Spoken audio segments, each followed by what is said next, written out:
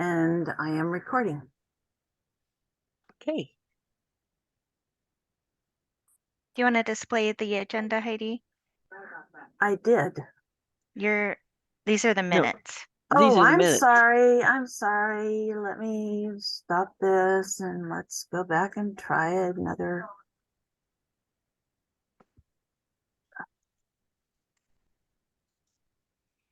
Oh, let me move this. I'm sorry. Here. There we go. Now are you able to see the agenda? Yes. Perfect. Thank you. Okay, I'm calling to order. And introductions. We have some visitors that I'd like for the visitors to introduce themselves. This is Judy Richards. Hi, all. Here visiting to see what's going on with the Home Care Commission.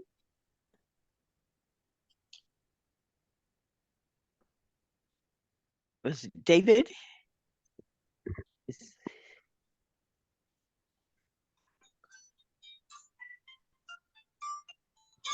David is here. This is David Scott Vine, Program Analyst with the Oregon Home Care Commission. Always glad to see everybody.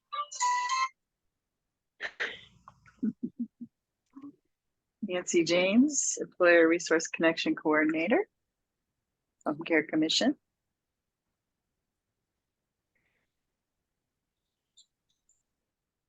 Okay.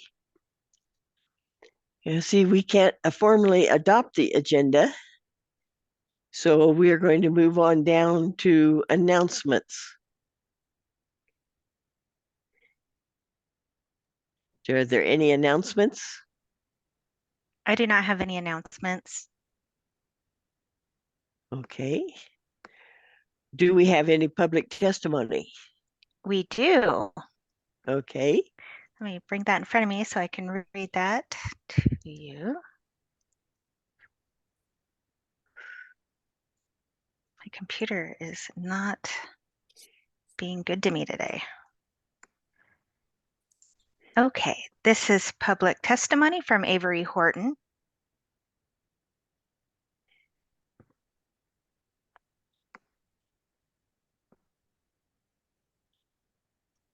Okay, you are directed to make sure my testimony is not redacted in any way, shape, or form and is included in entirety in the meeting minutes. Public testimony for October 2023 OHCC meeting. Full disclosure, I am an SEIU Local 503 board member. I am not speaking for the union. On page 7 of the Taking Responsibility and Personal Safety Manual, there is a hazard assessment checklist. DHS and the OHCC should not be sending workers into hazardous conditions. DHS case managers and personal agents authorize services and settings that do not jeopardize the health and safety of a provider in accordance with OAR Chapter 411, Division 30, APD in-home services and applicable DD rules. DHS caseworkers should evaluate the home before issuing a task list to workers to make sure workers will not be exposed to hazards. A completed, signed, and dated HAC should be sent along with the task list so the workers know the home was inspected and is safe to work in. When a consumer employer goes to a hospital or nursing home for an extended period of time, they may want their care provider to go shopping for them like they usually do if authorized. Under current rules, the provider is not allowed to get paid for shopping for the consumer employer when they are not at home. This does not benefit the consumer employer, and the rule should be changed to allow the care provider to shop for the consumer. Finding where to go to take the assessment for the OHCC classes should not be a treasure hunt. It should either be obvious or detailed. Step-by-step instructions should be provided. After completion of the class, each participant should receive an email with a link that takes them right to the assessment page. It was not obvious to this reader that I would find assessment after clicking on modules. Time is of the essence. Now that the OHCC and DHS has been aware of their shortcomings and failures in a public meeting, they cannot take the position they did not know. Testimony respectfully submitted by Avery T. Horton Jr., home care worker, citizen, voter, taxpayer, State of Oregon, as always, acting in individual capacity. End of testimony. Okay, has there been any interaction on this? No, we just received it this week. And I will say that task lists are developed with consumers and the case managers.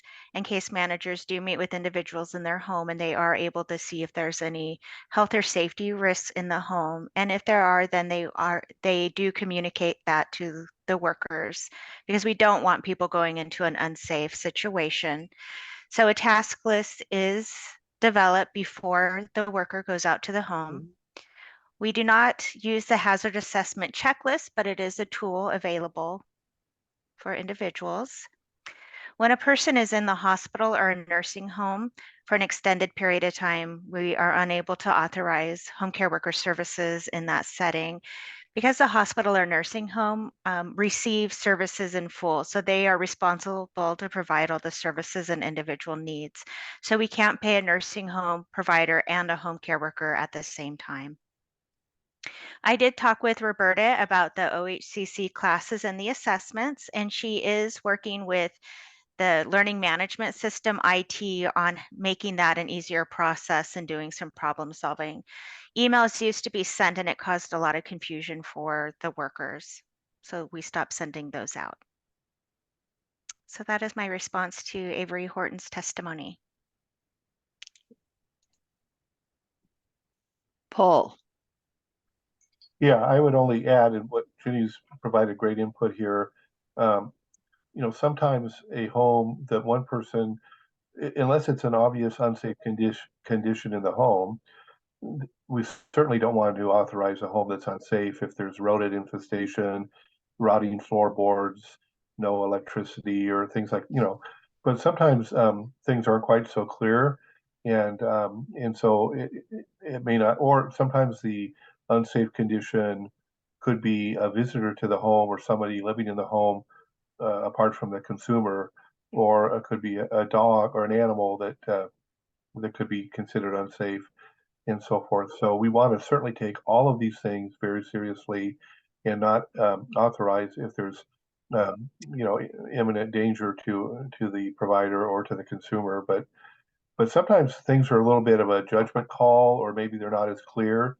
In some cases, maybe a home care worker may feel comfortable, maybe in a situation where another home care worker would maybe feel comfortable. And I'm not talking about extreme situations, but maybe the entryway is a little bit unsecure, and so the provider might think, okay, that's all right, I can negotiate this.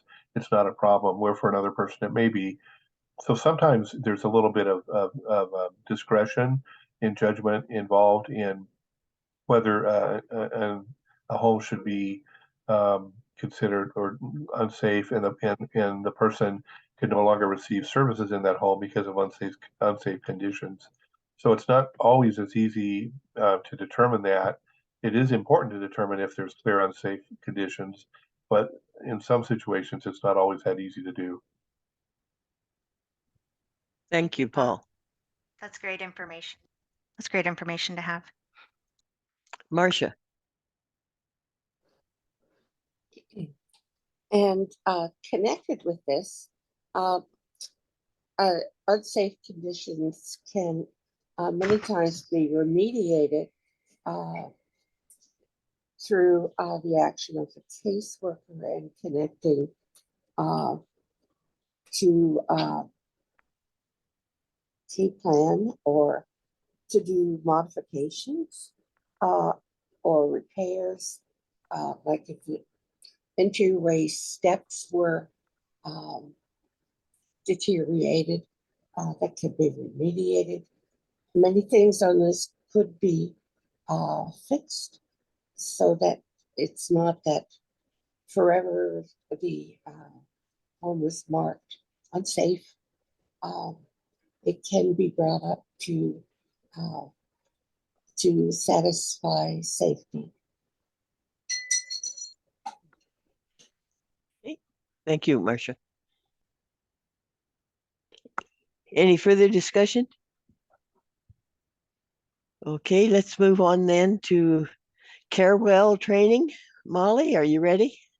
Yes, thank you. Hi, everyone. I'm Molly Malone, Director of Carewell Training. Thanks for having me today. I'm going to share my screen. I've just got a few slides. I haven't presented here since I've been director, which has been about a year. And so I'll do a kind of brief overview of just where our program's at. We've stood up a lot of different programs within Carewell Training in the last year and kind of where we're headed, but I'm also hoping to get some feedback and input from all of you on a couple questions as well. So I'll go ahead and feel free to interrupt as you have questions. I'm happy to answer them. There we go. Everyone seeing that? Perfect. Thank you. So just briefly, this is kind of all the things that we are within our charge here at Carewell Training. So I think everyone knows we're responsible for the mandatory trainings that came out of Senate Bill 1534 for home care workers. So that included refresher training, which is done, and that was for the 30,000 current that were current home care workers when this MPSWs and PCAs that when this went into effect. We are responsible for new worker training and the continuing education for providers who don't have a certification, in which case they go through training with OHCC.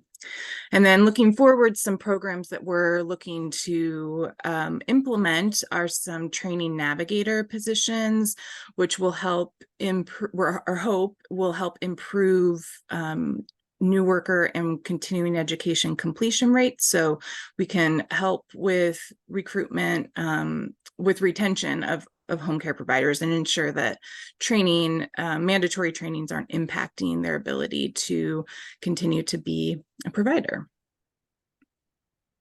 And I'll just note on continuing education, we launched that this year in April. And it's up and running. We're continuing to build courses, but that due date the implementation due date has been extended. It was meant to go into effect as a mandatory requirement for renewal in September of this year, and that's been delayed to March of 2026. I'll talk a little bit more about continuing education in a minute.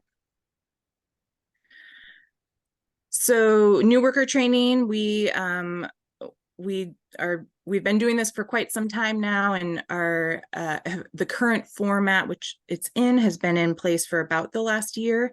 So that includes a 6-hour in-person orientation, and then 8 hours of online self-paced courses, which are broken into 2 parts, Core 1 and Core 2, and each of those components has an assessment associated with it. And you can see here some of the broad subjects covered in these various pieces of the new worker training. I've shared this slide deck with Heidi, so you all get a copy of it when she sends that out. And continuing education is also broken out into 3 parts. There's 2 required components, 1 hour of kind of foundational practices, so things that are really important to remind folks of on a regular basis. So they would get this every 2 years, the Medicaid, Medicare fraud, reporting abuse and neglect, professional boundaries, things like that. And then 3 hours of self-paced and webinars, that would be instructor-led webinar of cultural competency training, which also meets another separate requirement that folks have to have that training, the cultural competency training. Providers are able to meet that requirement through continuing education with Carewell. And then 8 hours of self-paced and webinar electives. So there's a variety of electives available. I'm happy to share what those look like currently. One of the goals of delaying the requirement for continuing education until 2026 is to continue to build on that list of electives to ensure that there's a robust catalog, that there are electives that apply directly to the various provider types that feel really relevant to providers, and that, you know, get them excited about continuing their professional development. So we've been working with state partners and union partners to get ideas on what type of electives folks would like to see, what type of courses they would like to see made available.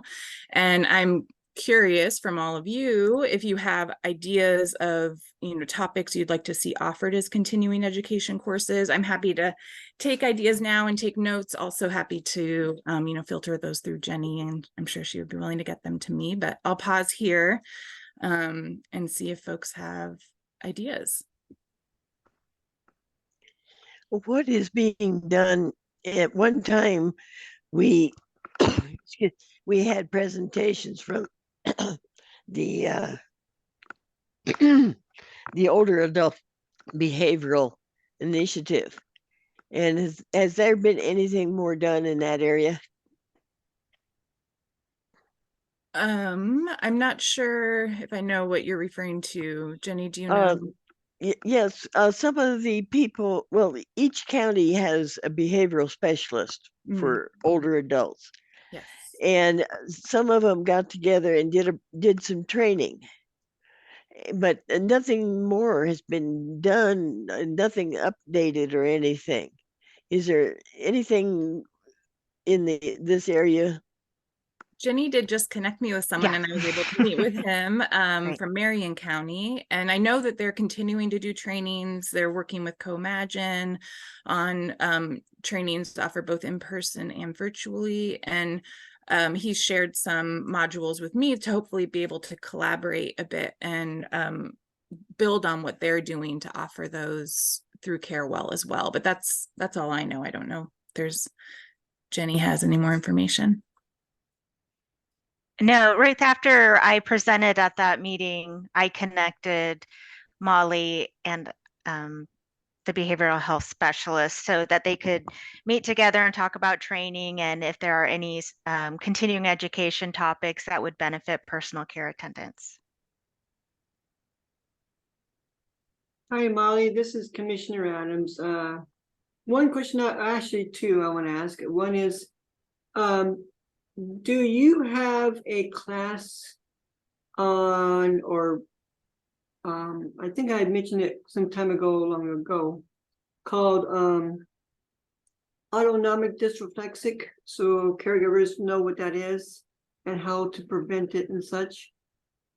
I don't believe we have a course specifically on that right now. I'd love to add it to the list. Yes, please, because it's very important to me, and it's very important to everybody that is also a parent quad, because in my opinion, they need to know what it is, what to do if it does happen, so on and so forth. It's very important. Could you repeat the topic again, George? Autonomic dysreflexic. It's a word that's come out of the spinal cord breakage from neurology. Okay. Yeah, I'm finding out that it's not well taught in other areas, and that's what I've been trying to get it out there so people know what it is and how to prevent it, so on and so forth. And people like myself already know what it is and how to prevent it. It's just need more education on it. Great. In case caregivers ever come across that situation. Secondly, I'm wondering, can there be classes, or is there any violation of classes of where persons from other states, when they want to become caregivers instead of Oregon, can they take classes from another state of our classes before they enter into Oregon to become a caregiver? Is there any violation of that? Yeah, for a provider to take courses through CareWell, they have to applied for a provider number within Oregon. So they're not open to just anyone. So take orientation, apply for a provider number, and then once a provider number is issued, core part 1 and core part 2 can be taken. But can they learn that while they're in another state, or do they have to wait until they get into Oregon to do that? Jenny, can someone apply for an Oregon provider number while they're living out of state? I think they could submit the paperwork, but typically it would not be processed until they were in state because they have to view certain things in person, like documents to prove they can work in the United States and information for the background check. So typically they wait until they're in state. Thank you. Great. Well, I'm happy to take more suggestions. Feel free to put them in the chat or pass them along to Jenny. But oh, Paul, I see your hand.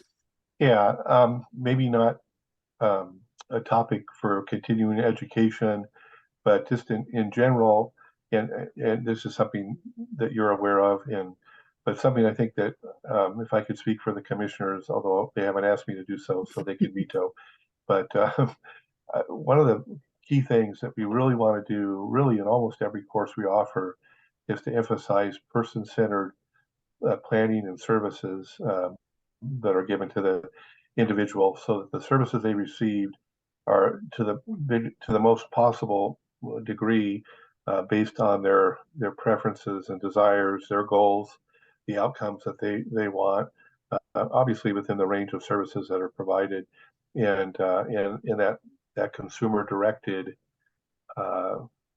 consumer employer approach that we have in our program really needs to continue to be mentioned and taught and reiterated. Sometimes it is easy for a home care worker or a provider, and this is very natural.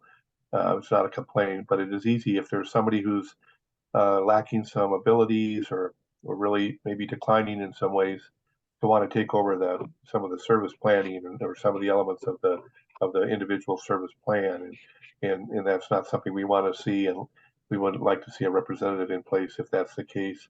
So we just want to continue to emphasize that, and I know you do.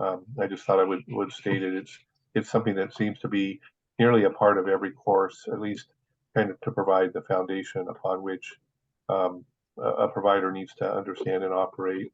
The second thing too, this is a weird idea. I realize I've only had one cup of coffee this morning, so but Me too. But we've done some of this in our office in the past before COVID. I think there's a plan to get back to it. And in our case, we would go and visit local offices and kind of shadow case managers and follow them around and try to learn from them and make sure that the work we're doing is supporting the work they do. I wonder if it would be something that maybe would be considered.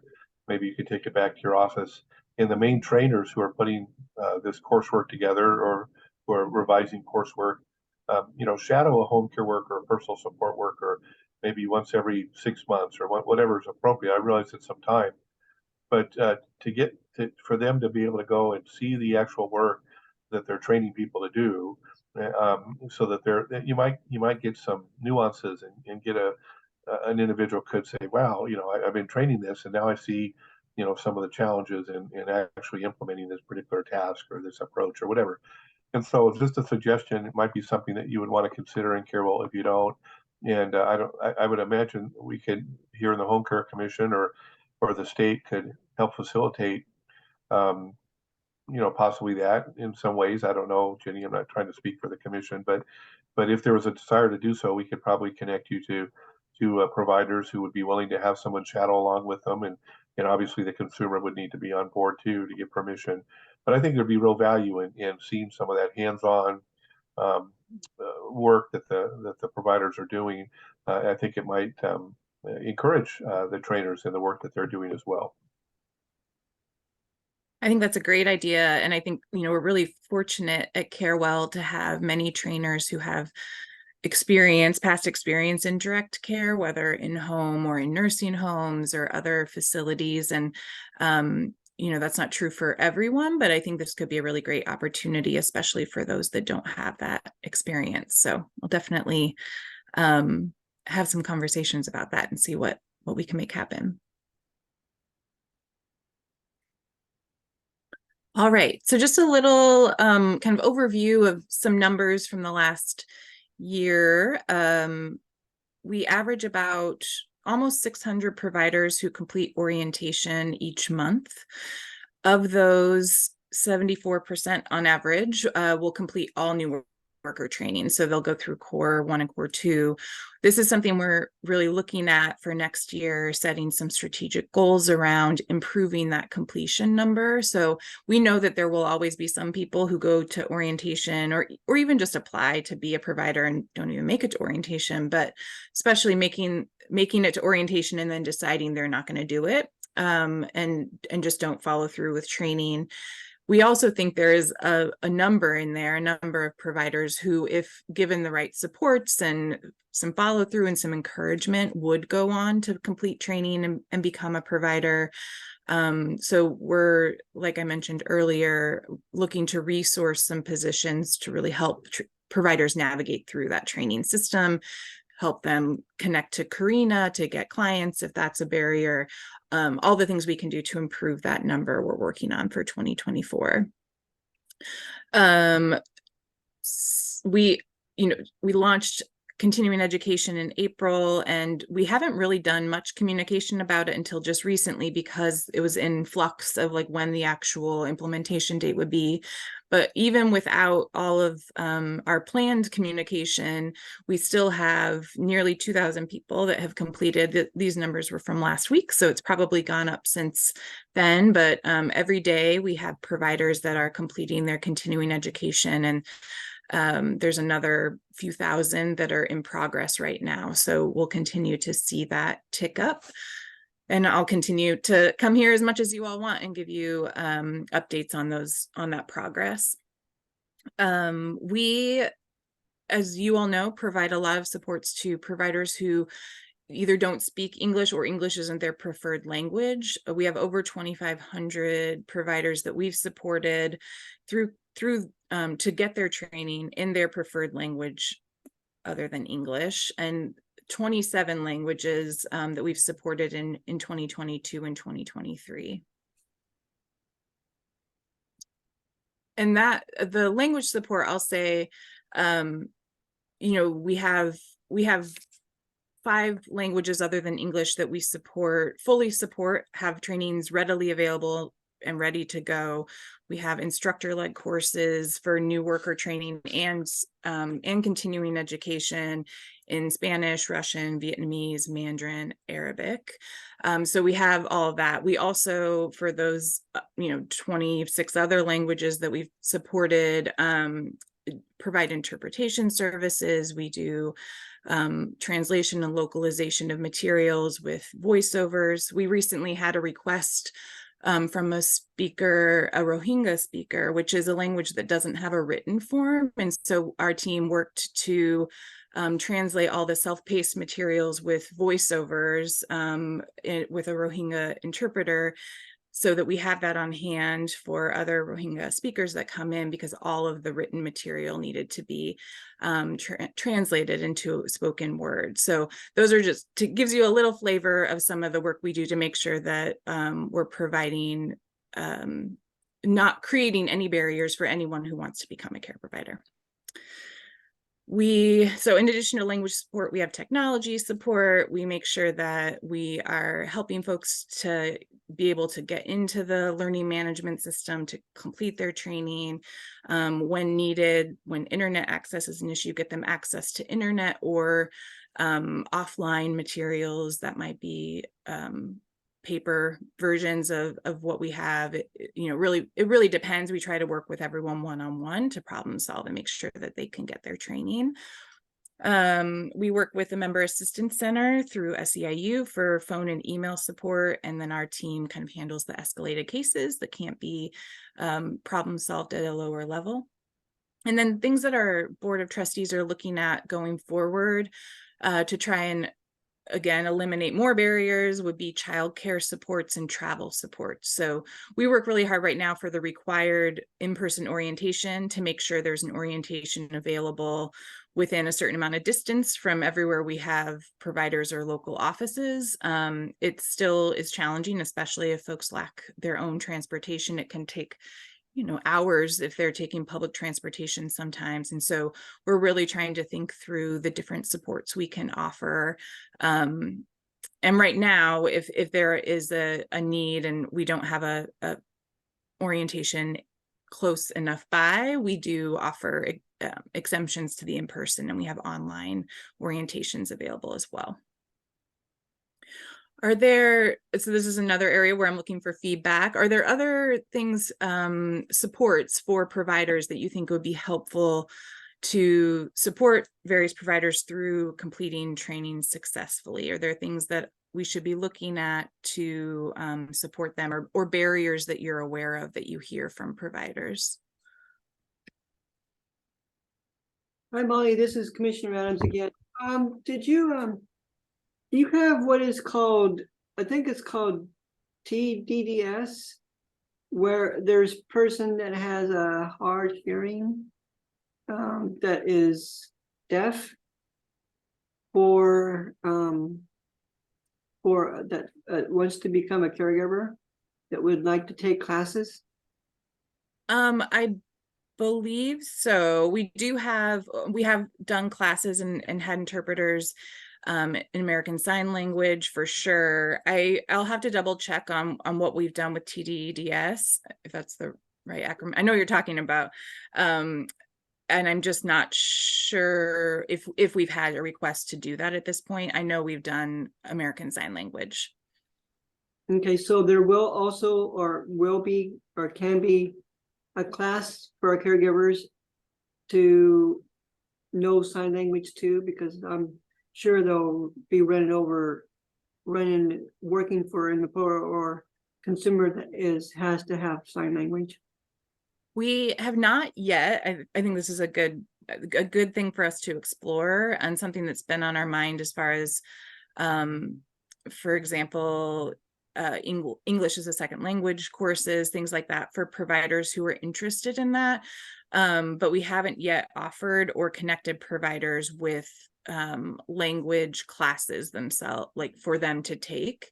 But when they've needed classes in their supported language, what we often find is that providers are often caring for consumers within their community. So they're speaking the language that their consumer may be speaking. Obviously, that's not always the case.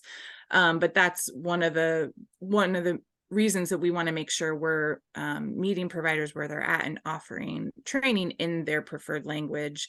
But I do think trying to connect them to resources to learn English or another language if they would like, to be able to help them care for someone is a good idea to explore. I'm not sure what that would look like, but I'd be interested in thinking it through. Well, just to let you know, there's been a lot of requests asking me if that could be possible for Carewell. That's good to know. So I'm relaying the message for people with that type of disability. Thank you.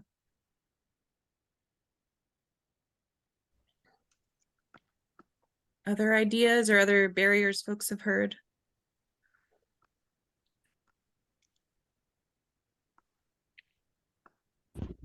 If I may, this is Nancy James with the Employer Resource Connection.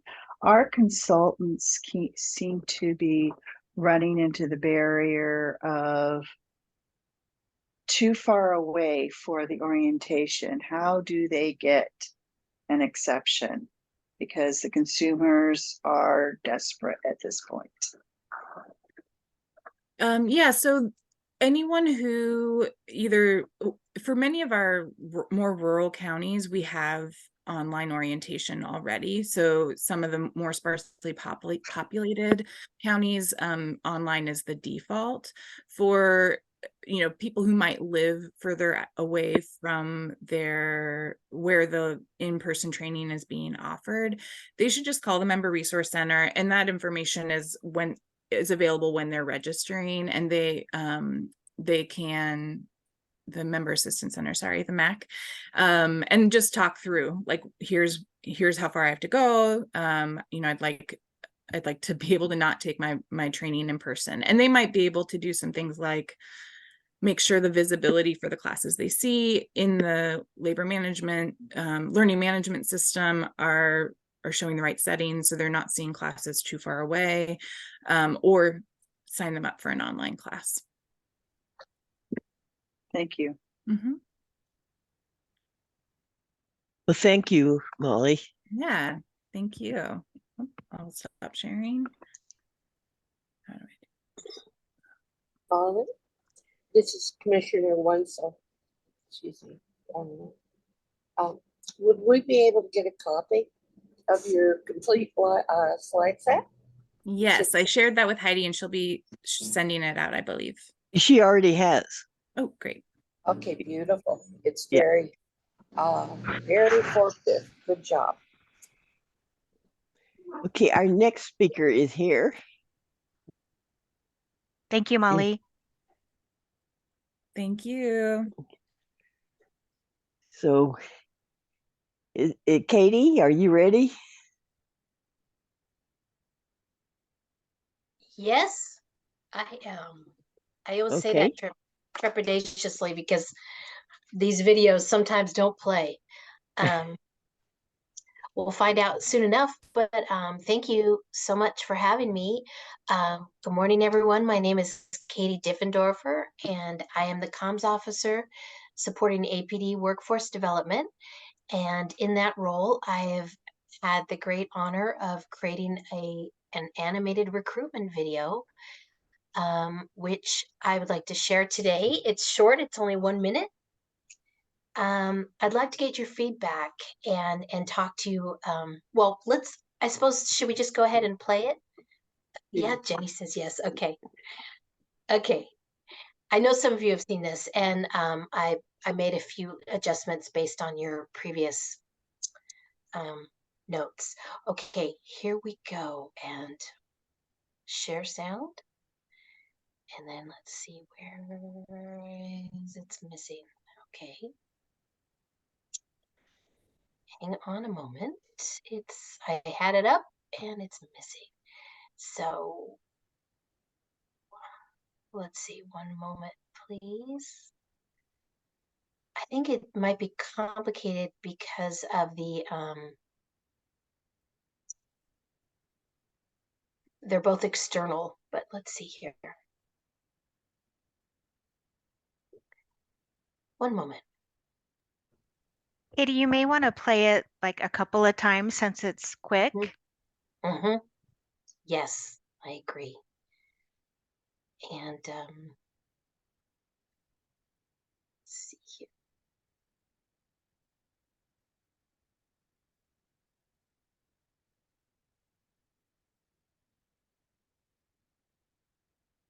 Okay.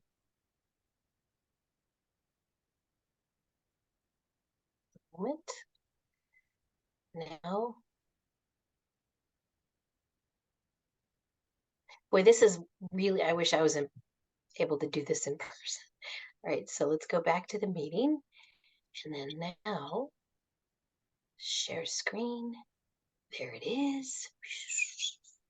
Share sound again. All right.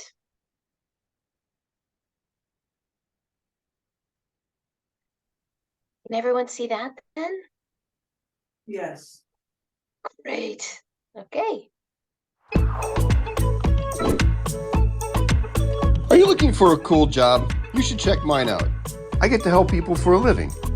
Have you ever wondered what it's like to care for someone in their home? Or do you have a family member who needs in-home care and you'd like to be their paid care provider?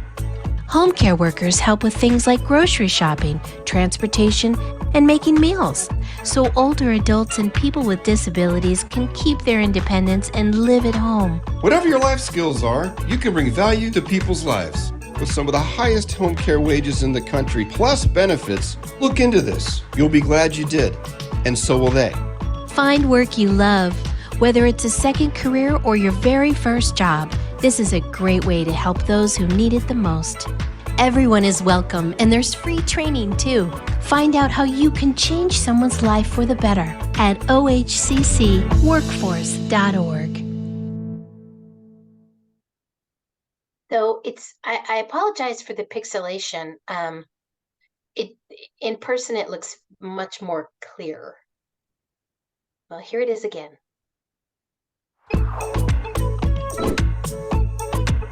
Are you looking for a cool job? You should check mine out. I get to help people for a living. Have you ever wondered what it's like to care for someone in their home? Or do you have a family member who needs in-home care and you'd like to be their paid care provider? Home care workers help with things like grocery shopping, transportation, and making meals, so older adults and people with disabilities can keep their independence and live at home. Whatever your life skills are, you can bring value to people's lives. With some of the highest home care wages in the country, plus benefits, look into this. You'll be glad you did, and so will they. Find work you love. Whether it's a second career or your very first job, this is a great way to help those who need it the most.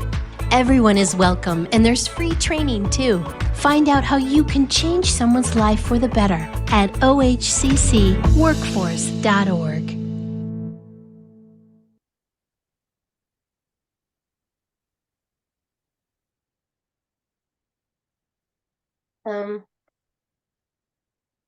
Okay, so I would love to hear your feedback if anyone has thoughts or. Hi, Katie. This is Commissioner Adams. I like your idea. I think it's gonna go over really well. I also want to tell you, it looks like you've really done really good work on it. And thanks for the caption on it that helps people with a disability. Thank you. I appreciate that feedback. And this video, we started with an animated video, just so we can start doing outreach and start getting into the conversation for emerging workforce and things. But we want to do a lot more videos. We would love to do some live action videos. And specifically, I'd like to know if you or anyone here would be interested in participating in some live action testimonial videos, so we can capture your story and share that out with the public and aid in our recruitment efforts.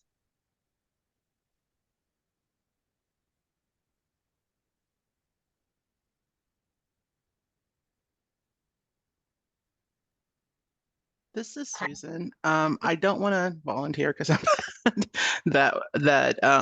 that well in like acting and that sort of thing. But one thing that I would like to suggest, if I could, darker skinned folks of more melanin, I think that's important, and also larger bodies. And then also too, you have a lot of providers who or people with disabilities themselves. So to kind of see that reflected as well would be important. Okay. Thank you for that. Diane has her hand up.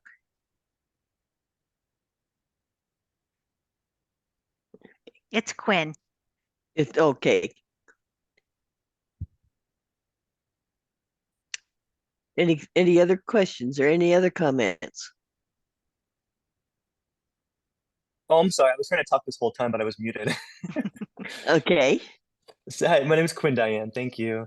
And I love the video. Thank you for sharing. And well, I just was struck by how accessible the presentation and like the aesthetic and like the language is. And as someone who just recently applied to become a personal care worker, I was really overwhelmed by how difficult the process is and how obtuse the forms are. I just really wish it could all be this plain and accessible. It's such a barrier. And, as a disabled person myself, with like cognitive disabilities, it was really hard to navigate. And I wish it could all be this easy. Okay, we have a question in the chat wanting to know if this is going to be in other languages. Yes, and thank you for that. We're working on Spanish now, and we've also got, I believe it was Arabic and Russian in the works. And we're open to any suggestions. We want to make sure that this is gets out far and wide to all audiences, and want to be as inclusive as possible with this. Marcia. I'm so pleased with the video. It is just so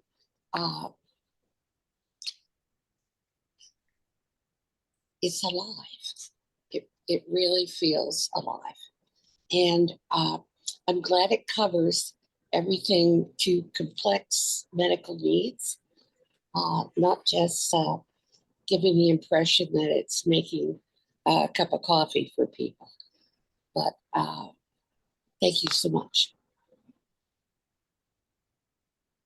Thank you, Marcia, for that great feedback. One of the things I asked Katie to do was to come and ask if anybody would be interested in giving testimonials or being part of a video as a way of saying how important it is to have home care workers come to this field and the important work that they do and how it helps people stay in their own homes. And I thought this group would be a great sounding board for that. Since we do have commissioners who do hire home care workers. So if anybody is interested in being part of that, that would, we would love to have that. On our workforce development video website right now, we have Mark King's testimonial and video of he and his workers. So if anybody's interested in that, please let Katie and I know. Okay. Jenny, I would like to suggest to another idea is maybe get with Joseph and go with other DSAC, because there's consumers, employers on DSACs around the state. That will also give you a whole wide range of that gets services too. Great. Thank you for that suggestion. I don't know, Katie, if you're familiar with who we're talking about. It's the Oregon DSAC, the Disability Services Advisory Councils. A little bit. Thank you for that. And yeah, that's fantastic. I really appreciate all of the feedback and all of the potential audiences we could share this with. And I put my email in the chat. So I know sometimes you want to think about it a little bit before you agree to a live action video, but it's really easy and really fun. I've been traveling all around the state talking to and other groups, and they are loving sharing their story, and I really welcome you to consider it. And if you would like to participate, there's my email, and don't hesitate. Another group you might want to look at is the O4AD, the Oregon Association of Area Agencies on Aging. They're having a meeting on the 24th of this month where all the chairs from all the different DSACs and SACs will be getting together. Oh, okay. I have some time on the agenda and I can bring Kate, if Katie's available and she can show the video. On the 24th? Yeah, I'll get with you, Katie, and give you the information. Okay. And then if you know of any home care workers who may be interested in giving testimony as well, that would be fantastic. This is Adams again. Hey, Katie, you might want to also, if you'd like to, get a hold of the branch managers and see if they're case managers when they go out to see the consumers, to see if their clients would like to be involved in videos, the case managers. It's a great idea. I'll connect Katie.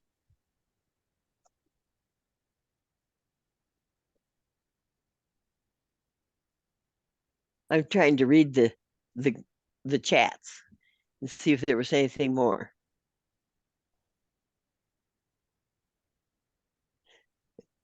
Okay. We'll pick yours up, Gwen, and we'll get that information to you. Okay. Well, thank you, Katie, for doing all Yeah. this and making sure that we got to see the improvements and what you've done to it. Yes, and again, apologies for the pixelation. And when we have those clean copies ready to go out and they're uploaded to YouTube, the quality will be much better. And the audio and everything will be much better. So thank you Okay. again for your time. And I look forward to hearing from folks. Okay, thank you. Bye. Thanks, Katie. Okay. I'm trying to see when Jane Ellen is supposed to be here at 11, so we've got 2 minutes. Is she in? Is she? No, she isn't. Not yet. Okay. So then let's go ahead and go to the different reports. And like, we don't have anybody from the Governor's Commission. We don't have anything from the Oregon Disabilities. And we don't have the Oregon Association of Area Agencies. So Paul, looks like it's you. Okay, well, I'm glad I'm here. I don't have anything to share though. Checking with Matt recently, there was nothing to share that was, extraordinary that needed to be shared at this meeting. Okay. Question, pardon me. Question, Paul. Do you know if the APD meeting that's going to overlap us will be available later in audio format? A recording? Jenny may know as well. I would imagine it's being recorded, but otherwise, I don't have any idea whether it's.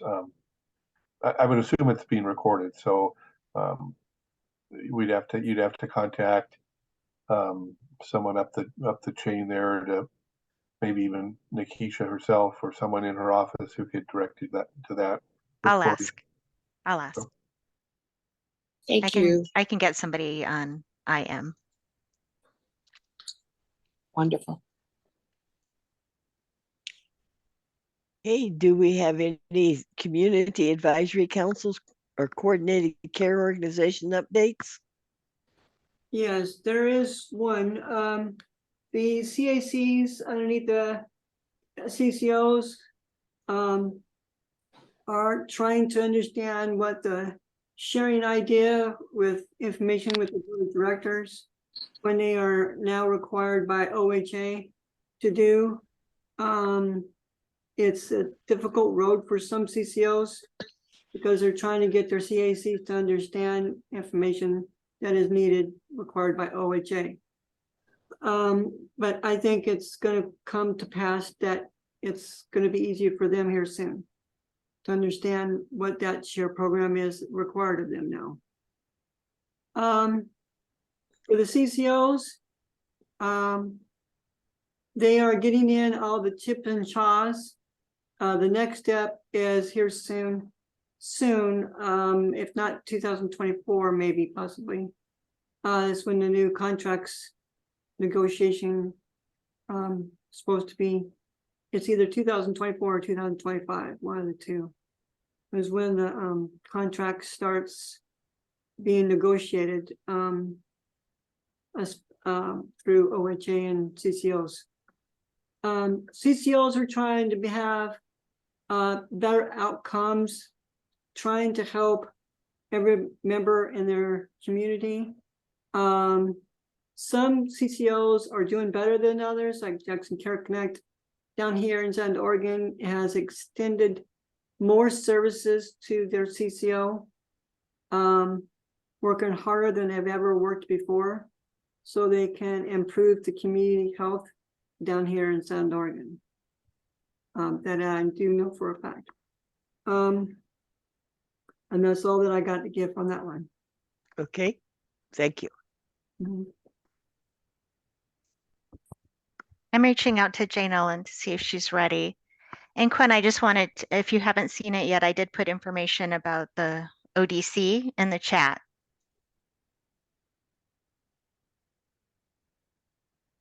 Thank you. It's actually that page where I learned about the Home Care Commission. But what's a DSAC? I don't see any mention of a DSAC on that page. It's the Oregon Disabilities Commission. No, That's a DSAC? DSACs are Disability Services Oh, Advisory sorry. Councils. I got mixed up. Joseph would still be the one to help, right? Okay. On the Disability Services Advisory Council, yes. Okay, so Okay, great. reach out to Joseph Lowe. Okay, thank you.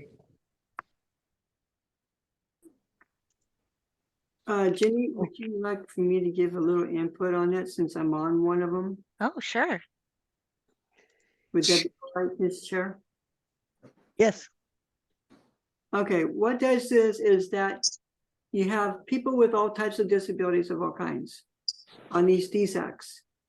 Our main function is to come together to think things out to help APD and ODS people that are in these branch offices.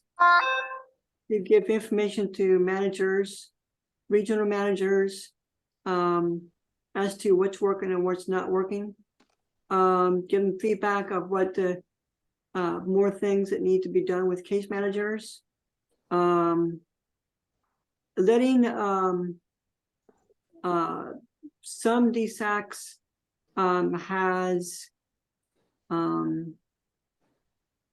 has been given out awards for their accomplishments for being as members. From time to time, I know one down here has, for a fact, because I have received one as a chair at one time, a certificate for being a chair on one of them. So those, George, oh, I'm sorry to interrupt, but Justin and Jane Ellen are on a very tight schedule today since they are participating in the community meeting. Can we finish your conversation after their presentation? Sure. Sorry, I'm so sorry to interrupt. Yeah, yes, go ahead. So they're here, then Jane Ellen, Justin, Hi. please Yeah. go ahead Hi, and Ruth. start. Hi, Ruth. Sorry to interrupt. And sorry we're late. We were on a call with the Congressional Senate Finance Committee, and so we were telling them we had to leave, but it didn't seem like we could just hang up on them. Yeah, So that was a tough goodbye. so we had to at least say goodbye. So the question is really around navigating the legislative process as part of the executive branch of government. And I have a PowerPoint, but I don't think I can share that. And I apologize that it wasn't sent in ahead of time. So I'm going to kind of talk through it and then open it up for questions. And we have a hard stop at 11:29. So I'm going to talk fast, which you guys all probably know that I always do anyway. Jane Ellen Whitehands, Aging and People with Disabilities, Deputy Director of Policy. Justin Witham is our government relations staff. So for those of you who've known me a long time, you'll remember when I had Justin's job. So the piece that's always incredibly important to remember are two pieces of this. One is you are part of the executive branch of government. What you do on your own time, not representing the Oregon Home Care Commission, that's your business to a certain degree. Don't break the law, don't bully people, that kind of stuff, right? But in general, if you're advocating on a piece of legislation or a budget on your own time, not using your job title as a commissioner, you can do that, right? Go forth, do whatever you feel is right. But when you're representing the Oregon Home Care Commission, you have to remember that you're part of the executive branch of government. And that in a lot of ways means that you are not allowed to violate the governor's recommended budget and I'll say her because she's a her right now, is her priorities, right? So let's say we're having deep cuts in the program and the governor, that's in the governor's recommended budget. We can explain the impact of those cuts, but we can't say these are a bad idea, right? So it's a fine line that we have to take where you're explaining something. Some of you may have seen me testify on the adult foster home bill and the brain injury bill this last biennium or this last legislative session. And I was very clearly, we're neutral on the bill, but here's how we would implement the bill, or here's why the bill was initiated and why other parties think it's important, right? It was a fine line and I probably overstepped it a little bit, but I didn't get in too much trouble because the governor wasn't opposed to bills. It just wasn't in her budget, if that makes sense. Well, but if the governor, some legislators joke that state agencies can be neutral with a head nod or neutral with a head shake. Yeah. So that's kind of where we're at and you are as representing the Oregon Home Care Commission. So that's one thing to keep in mind. You're part of the executive branch. Check in with Justin before you go forward with anything, because Justin will run it through the appropriate process so you guys don't get in trouble. Yeah, and I just wanted to mention also, as the government relations person, I am always happy to help you in your advocacy. It's, there's sort of a gray area as to whether I am government relations for independent commissions, but I'm allowed to help. I'm happy to help as I have capacity. That said, I think some of you probably noticed I got pretty overwhelmed during the long legislative session. So apologies if I'm not always able to step in as much as I would like to, but please feel free to reach out and I'm happy to help however I can. And then the other two resources you have available to you are Max Brown, who kind of coordinates the internal APD legislative work with me. So we're here to help. And if you have questions, Jenny can run it up to us. You guys can reach out to us directly and get any kind of consultation you would like. So the other piece that's important to remember is the timing of everything. And when I send the slide, I think it'll make more sense. And I really apologize I didn't get it over to you, but it was just that. It's been that kind of week. But the timing, so we had one of our advisory committees who actually, as an example, wrote a letter to the governor after the governor's recommended budget came out. And it's important to remember the flow and where things should happen, right? So take out the short session, because we do work on this short session, but it's not the big session that drives our budget or big policy changes for us. So sessions are in odd number years. We come out of session and we start analyzing what happened. I always say what happened to us. Sometimes maybe it's for us, but we start analyzing that and then we start implementing it. Almost immediately, we're talking about unmet needs and things that we need to get ready for the next session. So when you're thinking about how do I influence legislation and or budgets, right now is a great time to be thinking through what you think APD and Oregon Department of Human Services and Oregon Health Authority should be doing to improve individuals' lives, right? The workers and the people that we serve. So now is a great time. I would say, ideally, you have kind of a platform and a concept hammered out as a commission in January, February of the even number years. That way, as we're moving forward with our budget development and getting ready for the long session in the odd numbered years, you will see that we have these timelines. So in general, in the even numbered years, in April, we're starting to build out our budget for the 25-27 biennium, right? So that's how far in advance we're already building it. We have to do two things. We have policy option, so three things. Current service level, that is, what is it going to cost us next biennium to do what we've been directed to do this biennium?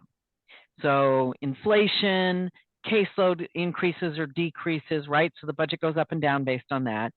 And then that's current service level. Then we have our policy option packages, which are, hey, we want to do something different. We want to, let's see, what was one of our policy option packages?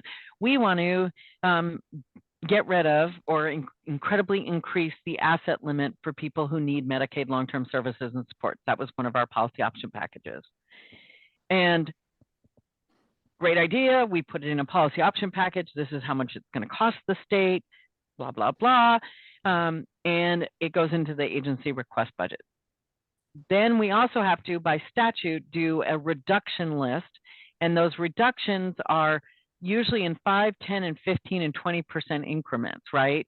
So that's required by statute. And we have to give the legislature, the governor and the legislature, options to cut our budget if they so choose. And that goes into agency request budget. That comes out in the summer-ish, early summer-ish of the even numbered years.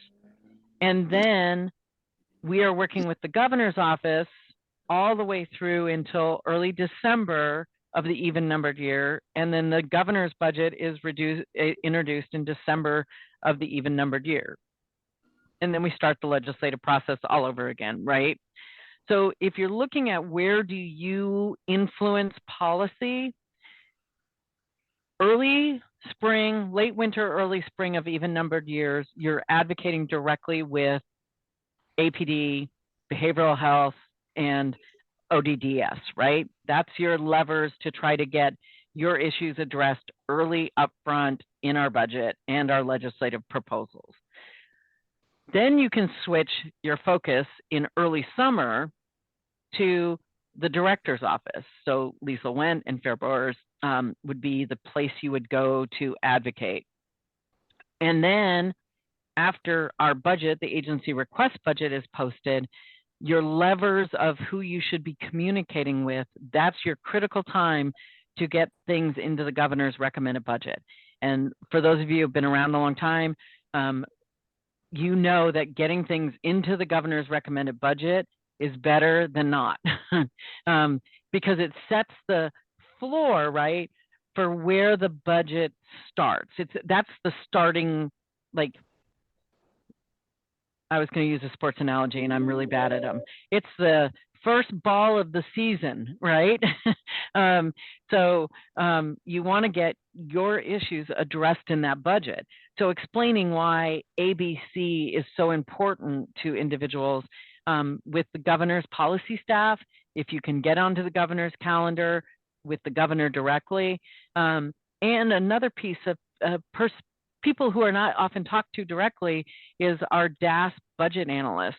Our budget analyst actually helps the governor define our budget. And we talk to that person, but advocates rarely do.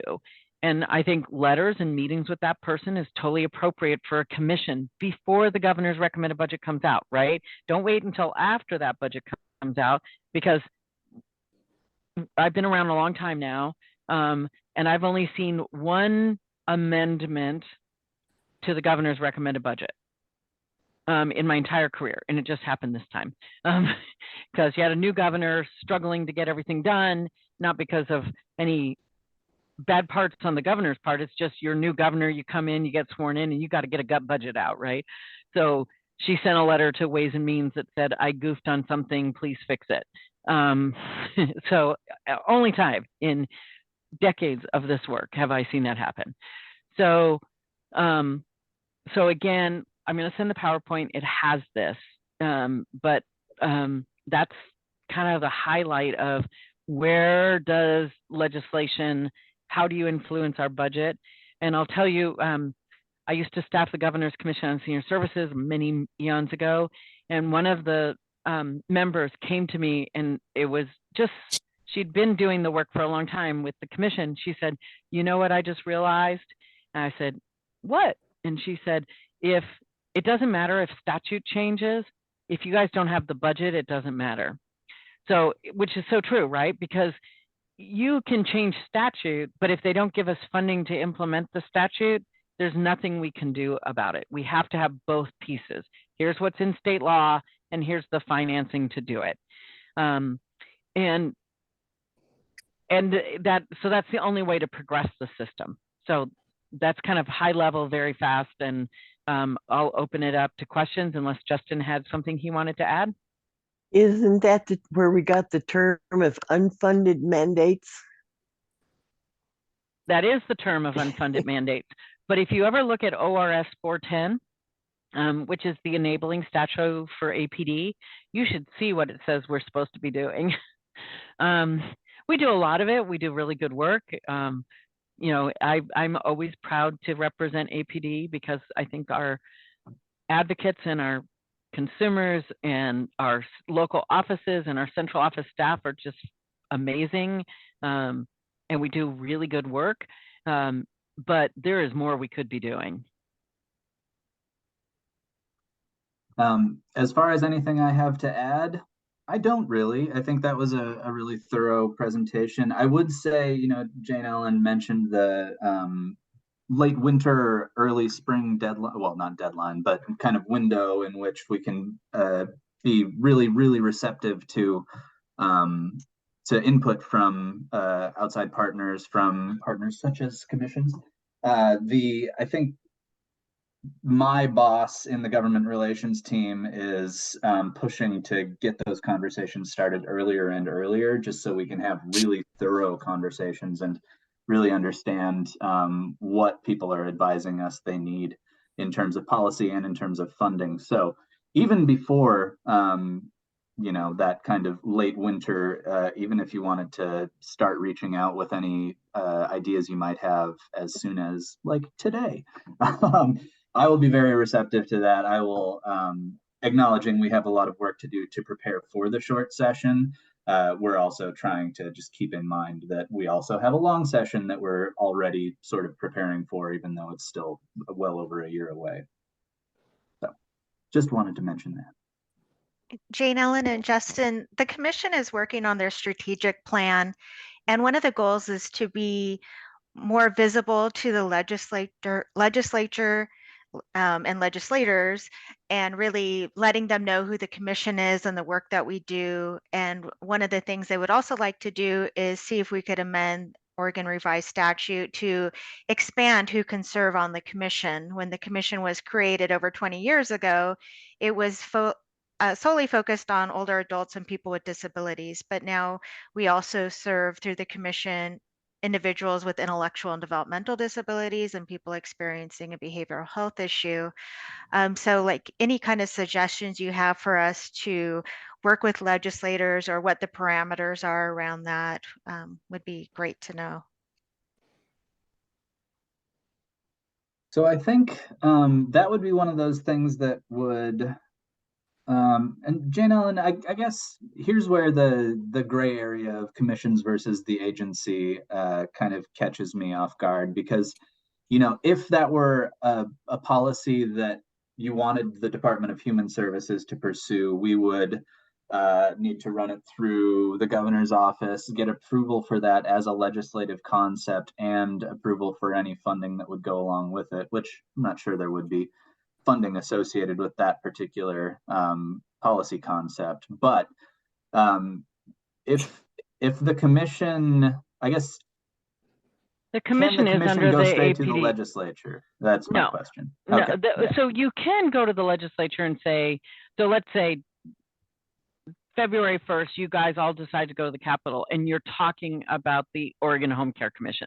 This is our role and responsibilities.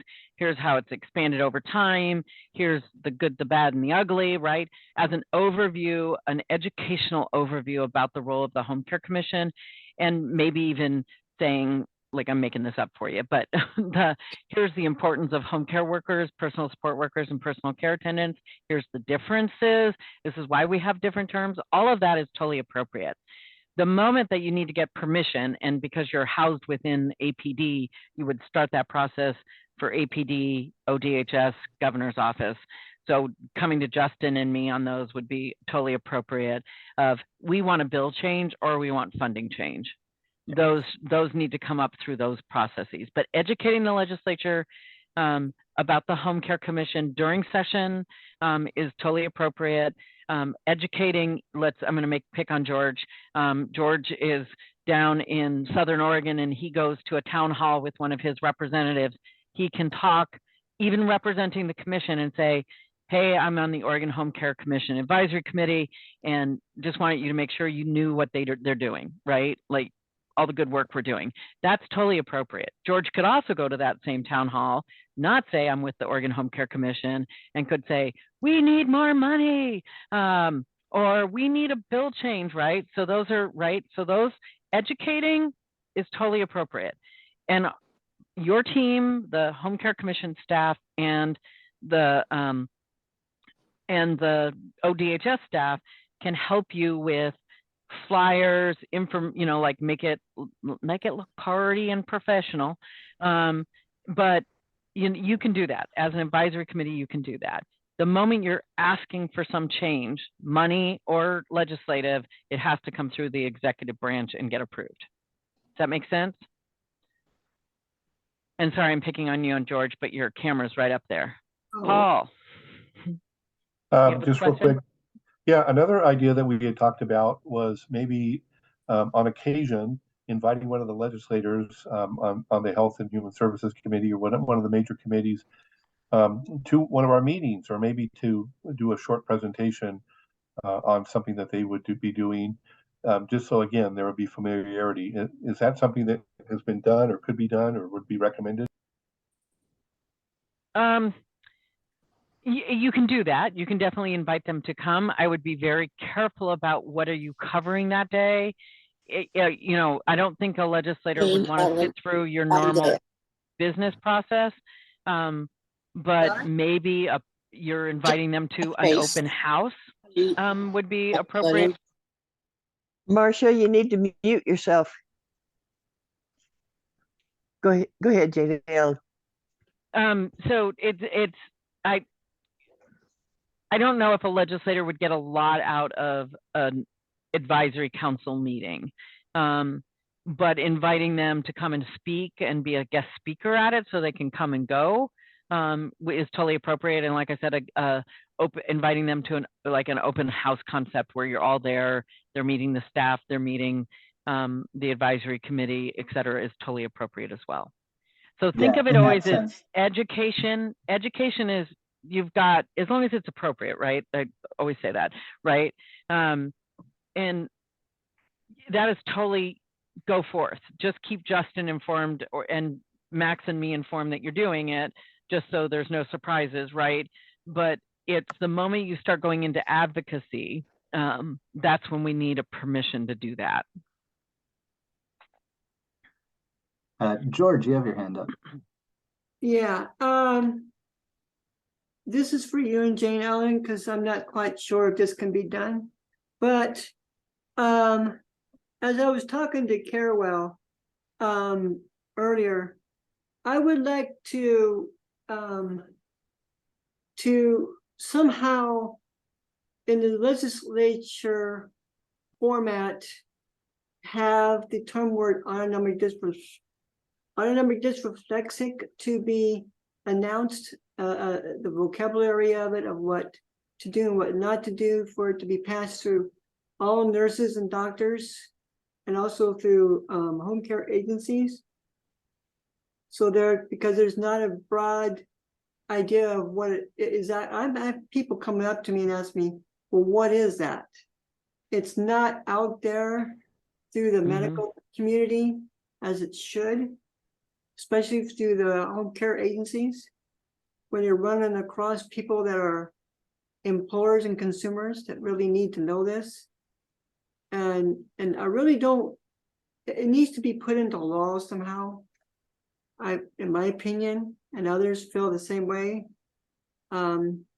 because people that care for people like us are going to need to know what do's and don'ts, in case they run over into something that they need to know. So, George, I think if you're talking about a broad education campaign, I think it's totally appropriate to ask Oregon Health Authority, Aging and People with Disabilities, ODHS, overall, to ask for funding to do a broad education campaign.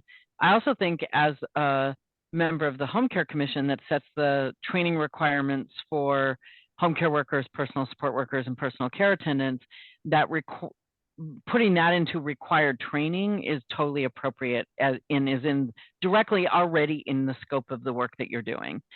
The other thing is we're in the process of doing Senate Bill 1556 implementation that passed in 2022, and it'll require some level of parity between in-home care agency staff and home care worker, PC, I'm just going to leave it there. Home care worker et al. And so that could be a place for advocacy versus legislative. Now, if you want doctors and the Board of Nursing and the Oregon Medical Association or the universities that are training doctors and nurses to include that in training, then that's probably a bill or a discussion and advocacy with them. And I'll just personally, George, I don't know if you know this, but when my wife became very ill, she was paralyzed from the waist down, and they actually trained me about that. So while she was still in the hospital before she went home, so that I was, and it was interesting because when one of her nurses saw something going wrong, immediately started intervening, and then slapped flyers on the walls above her bed, on the nurse station, and on the door coming in that highlighted that he had diagnosed her with that problem. So I was really happy that he did that because I was very educational. And before she discharged, the physical therapist and the occupational therapist also made sure that I had a booklet or that we had a booklet that explained what to look for and what to do when it happened. So I think it's more out there, but I think direct caregivers need to be trained. I agree with you. And you guys, I have 1 minute to hop over to the next meeting, so I have to sign off. I'm so sorry. Yeah, thank you all very much for your time. Thank you so much. We're available via email if you have any follow-up questions, and happy to come back and talk further about this, but I need to run as well. So thanks. Thank you so much, Justin. Awesome. Thank you. Okay. Go back to our agenda. Alice isn't here yet, is she? I hadn't seen her on the list.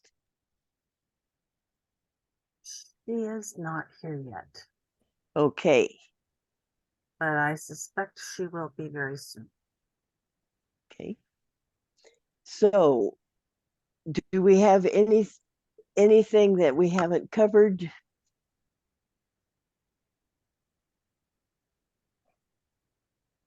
Okay. And I was wondering if, oh, Paul, you have something. Yeah, this wasn't maybe an agenda item, but in a previous meeting, in our strategy meeting, I think we had talked about, interacting with some similar commissions or boards where we would maybe have some type of a gathering together and getting to know each other, sharing common interest and goals and objectives. And someone had mentioned that Jane Ellen had done that in the past, or tried to do that at some point in the past. And I was hoping, but the time didn't permit, to get her input on that as well, just to put the burr in her bonnet to think, maybe she could be one of the people or a catalyst to help us if we want to pursue that goal of kind of hosting or organizing, a few different boards or commissions to get together.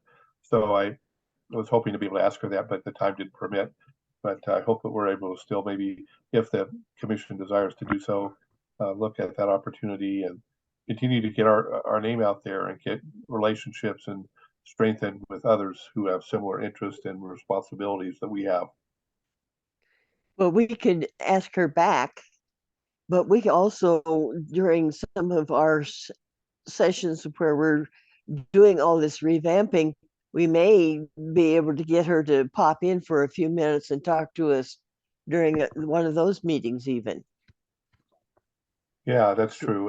That would be good. The other thing too, if I might continue to speak for a moment, I wonder, I know that I know there's a protocol regarding the commissioners on this commission, about when we're not going to be able to make a meeting, and there's very legitimate reasons I understand for people not to make a meeting, but I wonder if sometimes we know that ahead of time, you know, so that, for example, today we didn't quite have enough to do the quorum. Is there a way we can, is there a protocol about the number of days? I believe there is, that a commissioner should let the commission know, should let you, Ruth or Ginny, know that they're not going to be available for a particular meeting? Or should we reemphasize that a little bit, just so that we know before the meeting begins whether we're likely to have quorum or not? Well, Paul, you're in one of our, what we call our dream world. This has never been able to be successfully done, no matter which avenue that we take on it, even if with threats or cajoling. For some reason, people just haven't been able to get connected into this area. Okay, well, again, I'm not judging or condemning anyone. I just want to make sure that, if possible, we would have a little bit prior knowledge if they're not able to, unless there's a sudden reason. And I realize, again, not everyone can make every meeting, but the only thing that we could do, Paul, mainly is if we put some changes in the bylaws that would give us the teeth to force the situation. And that would be, the most effective way of trying to get this changed. Yeah, okay. I don't know if we want to go that route or not. Like Mark, he may not just be feeling well today. I don't know why he's absent. There are reasons, but it might be something just to talk about, or just in a very tactful, appropriate manner, just to remind everyone, all the commissioners, about needing to communicate if they're not going to be there ahead of time, and the importance of trying to set apart. Now, for me, it's easy to say that. I'm a state employee and it's just on my schedule during the day. It's part of my work day. I recognize, but just so that once a month we're able to make sure we're setting this time apart if we're able to. We can Right. always write out a list or, a document of expectations for everybody, if you think that would be helpful. Yeah, why don't we bring this up in our next meeting? Is that tomorrow? Yes. Yes. Okay. Oh my Why don't we- goodness, that's tomorrow. Yes. Oh, wow. Okay. Okay. We Hi, have Alice. executive session tomorrow, so. Oh, the executive session. Yes. Okay. Alice, we are ready for you if you're ready. Thank you, Ruth. Yes, hi, everybody. Does everybody have the report? I might The have. Oregon Home Care Commission updates from Carewell SEIU 503 for October, or should I share my screen?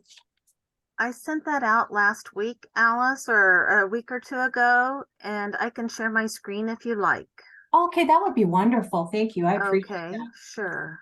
that. And thank you, are you able to everybody. see my screen now? Yes. Perfect.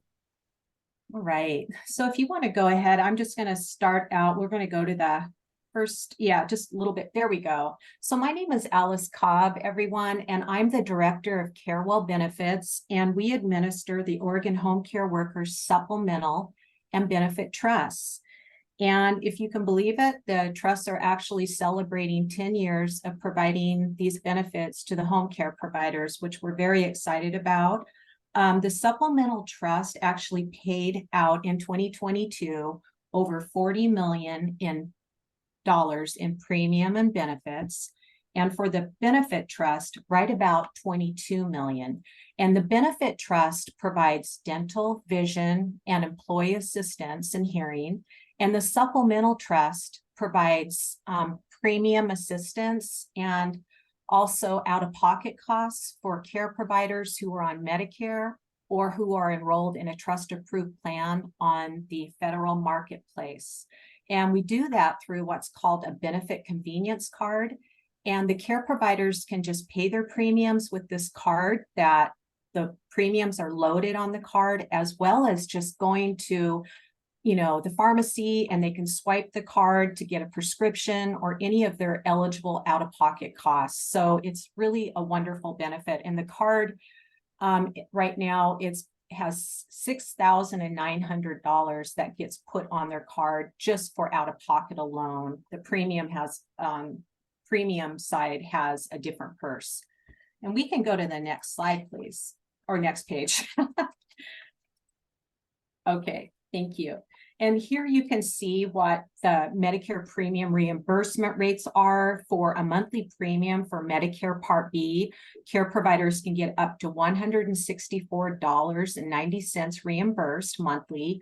And then for the monthly premiums for like a Medicare Part D or a supplement plan, it's up to $50 per month. And right now, under the benefit trust, the dental, vision, and employee assistance, we have about 23,493 enrolled providers. And then in our Medicare healthcare cost assistance, we have 2,485 care providers who are getting assistance with their Medicare premiums. And then we have 5,079 care providers who are getting premium assistance and out of pocket with their card. We have 2,485. And 5,079 on the marketplace. And then we have also 26,362 right now who are actually eligible for PTO benefits. And feel free to, if there's any questions, to just let me know, and I'd be happy to take any questions. But we did roll out our new PTO benefit, and it's been very successful. And it began last January, but we currently have over 26,000 care providers who are now earning PTO, which with this new benefit, there's 9,000 of them that this is the first time that they've ever received PTO. So we're really excited about the new benefit design for the PTO program, that more care providers are actually receiving paid time off now, much deserved paid time off. And they actually can earn up to a total of 48 hours a year in paid time off. That's the maximum amount. And they can actually, carry that over now. And we can talk a little bit more about that with our new benefits portal that we rolled out, which will come here in a few minutes. If we could go to the next page, please. I wanted to just give you an update on Carina. And Carina is the new technology that we're using. It's a vendor that we're using, actually, Carina, that the Benefits Group 775 in Washington started. And it's a wonderful partnership with Carina. And it offers a match service that through technology that care providers can actually find work and consumers can find care through the platform. And we are in the process now of actually rolling this out statewide, the last 3 counties. And we waited on Washington, Multnomah, and Columbia counties. Washington and Multnomah because they're so large. And so by the end of this year, we will be fully rolled out in the entire state. But our focus is right now on these last 3 counties. And if you go down a little bit more, you can see the actual count of users by month. And you can see right now that we're getting really, I will tell you that we're very happy with these results. You can see that in the blue, in the dark blue, it's caseworkers, but in the lighter blue, and that's the majority here, you're going to see those are providers.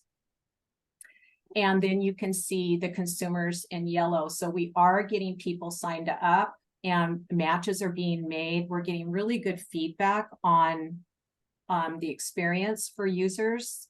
And I know that once we get the Multnomah and Columbia and Washington data in here, these numbers are going to be really high because we're seeing some really good registration happening in these last 3 counties. So I don't know if anybody has any questions, but we have doing lots of outreach around Carina as well.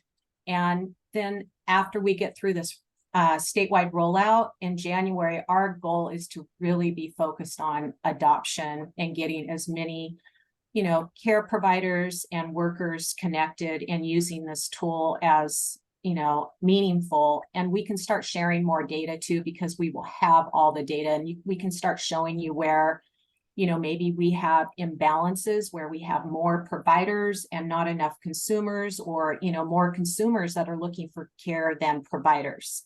So we'll be able to start providing that kind of information. Yes, Ruth. I'm interested to see why in the 723 that there's so much more caseworker contact. I would say that's probably because of the type of training that we've been doing. We've been doing case management training and, all over the state. And I would say that's probably was just a month that we did more training and communication.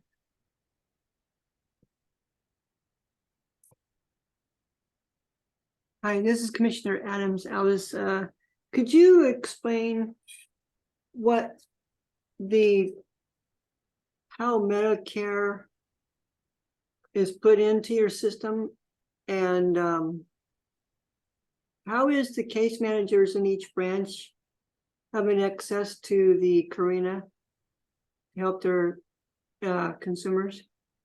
Yes, case managers actually can get a login, they get access, and they can help the provider, and they can help the consumer, as far as help with that. I don't know if they're actually, I think they can help post jobs and things like that. So right now we have to have this workaround, just to be completely transparent. There's a code that a consumer has to have to get onto Carina. And so right now, we have to use case managers, ERCs. We also have a support line that it takes all of us to help right now to make this work. And what about Medicare? Medicare is not connected with Carina. So as far as Medicare and how we get that information, the care providers have to self-report, and then they provide documentation to us. Like at Carewell, if they want to sign up for a reimbursement and actually start getting their Medicare premiums, getting that reimbursement, there's a form that they fill out with Carewell, and we ask them to provide, just documentation proof of the amount of their premium. And then we set them up, and we actually start making those reimbursements automatic to them. Does that answer your question? Yeah, I just didn't know that providers from the state could get Medicare. I didn't know they could get the Medicare. It's reimbursement for their premiums. Oh, okay. So we don't actually, set them up with Medicare, but they come to us once they're already enrolled in Medicare, and the supplemental trust can provide that assistance with helping them, with their Medicare Part B, and that's the $164.90, or with their like a Medicare Advantage, or some type of a supplement plan, they can get up to $50 reimbursed to them. Okay, and they're aware of this, right?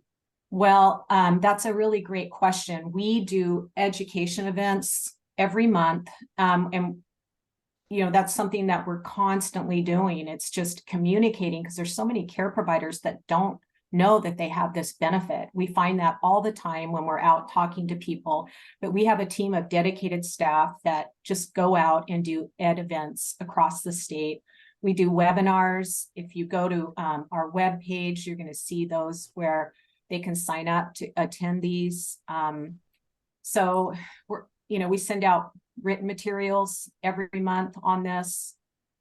We do targeted mailings to people that, are Medicare eligible at 65. When we have care providers who are at 65, they actually start getting information from us several months before their Medicare birth date, so that they are aware that this benefit is out there. Anything you can do to spread the word is always really helpful. Okay. Because it's really a wonderful benefit. And like I said, once they sign up one time, for the year. We have to have proof every year that, you know, nothing's changed, but we just continue to make that premium payment for them, and we can send it to them either a direct deposit or they can get a paper check. Okay. All right. I'm just going to touch really quick that we are right now in the just ready to kick off our 2024 open enrollment with the federal marketplace, which starts November 1st and is running through January 15th. So right now we have a major campaign where we're targeting, you know, care providers who appear that in our system that don't have health insurance, and then also those who are already on the marketplace and renewing. Yes, Jenny. Oh, sorry to interrupt. No. We usually put information about open enrollment on the remittance advices for providers, and we haven't received any information. So I wanted to just follow up and see who we should be reaching out to for that message. Yeah. Jenny, let me follow up on that and I'll get Okay. back with you on that. Thank you so much for bringing that up. We Yeah, would thank love it you. if you could do that. Alice, Marcia had a question for you too. Oh, yes, please. Oh, I was just going to ask on the previous slide, who are Medicaid case managers? Never heard of that term.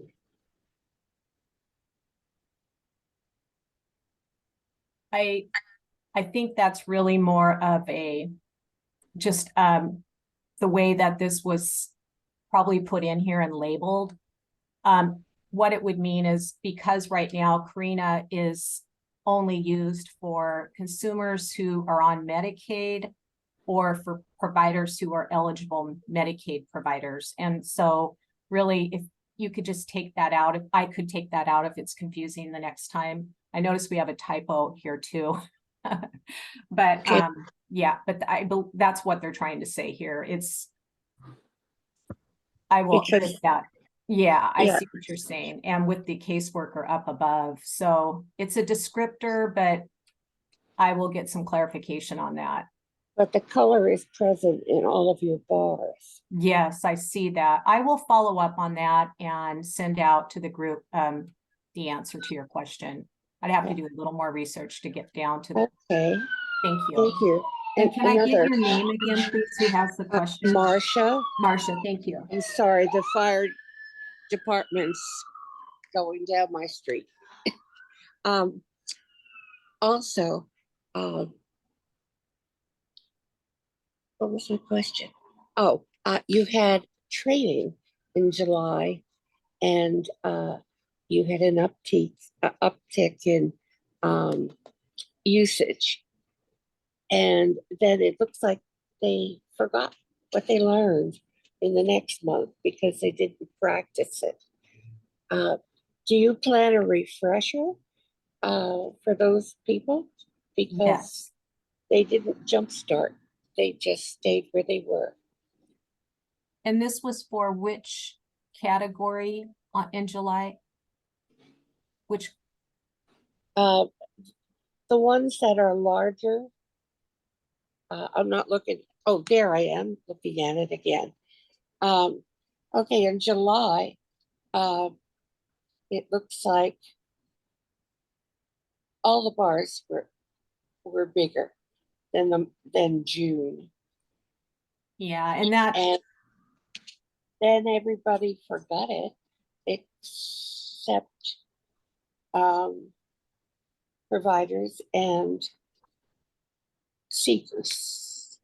But I don't know what you do with Medicaid management, but the top where you put 76 caseworkers, it looks like they went almost back to where they were in June. They Yeah. forgot their new skill.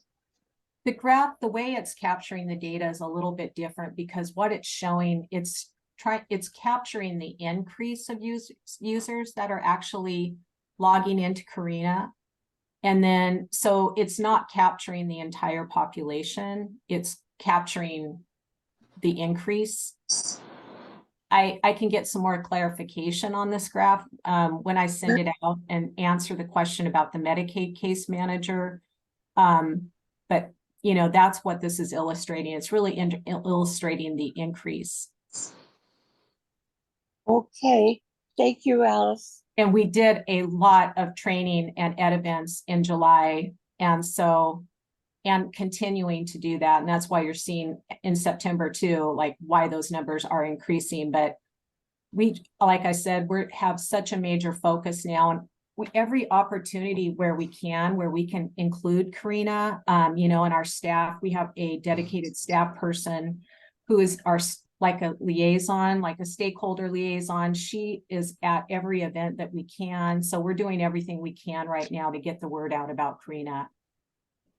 And Alice, I might have an idea as well. So as the consumers and providers are accessing Karina, there's going to be less need for case managers to be accessing Karina as consumers and providers learn how to use it.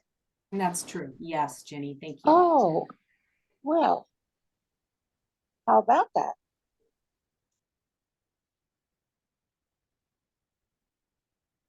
I mean, the goal is not to put more burden, you know, on the case managers with this, with Karina. So hopefully, like, you know, Jenny said, we won't have to really rely on the case managers as much as we've had to have them involved once Karina is working the way that we really have it planned.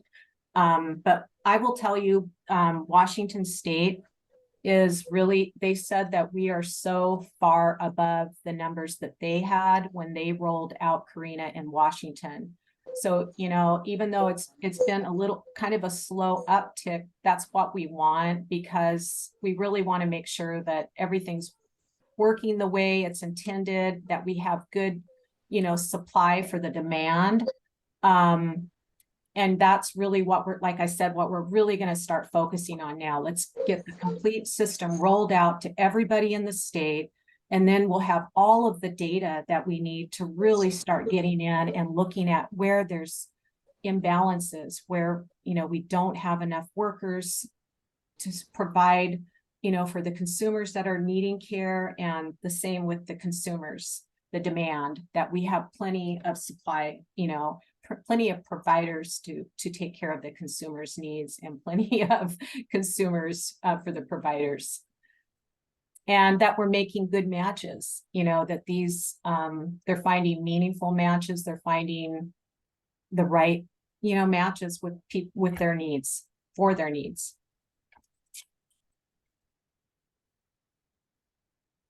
All right.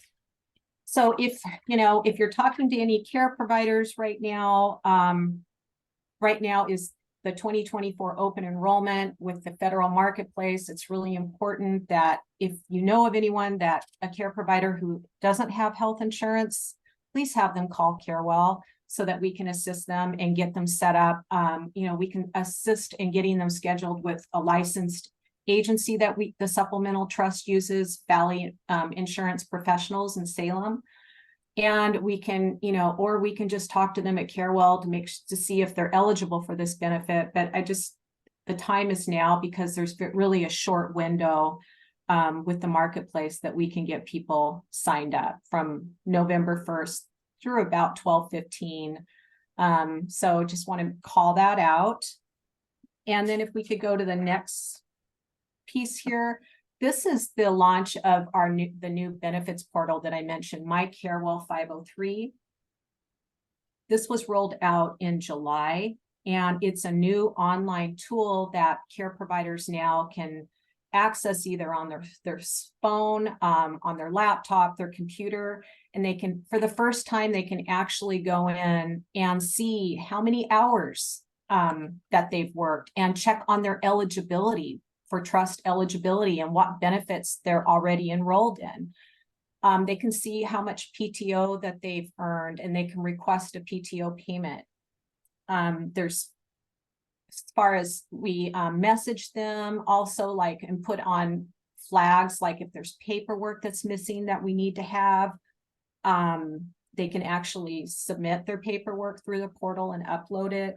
They can sign up for direct deposit there's just so much they can do. And I want to tell you that this has been incredibly popular. We have already over 24% now, because this is a little bit outdated information, of care providers that have already activated their accounts.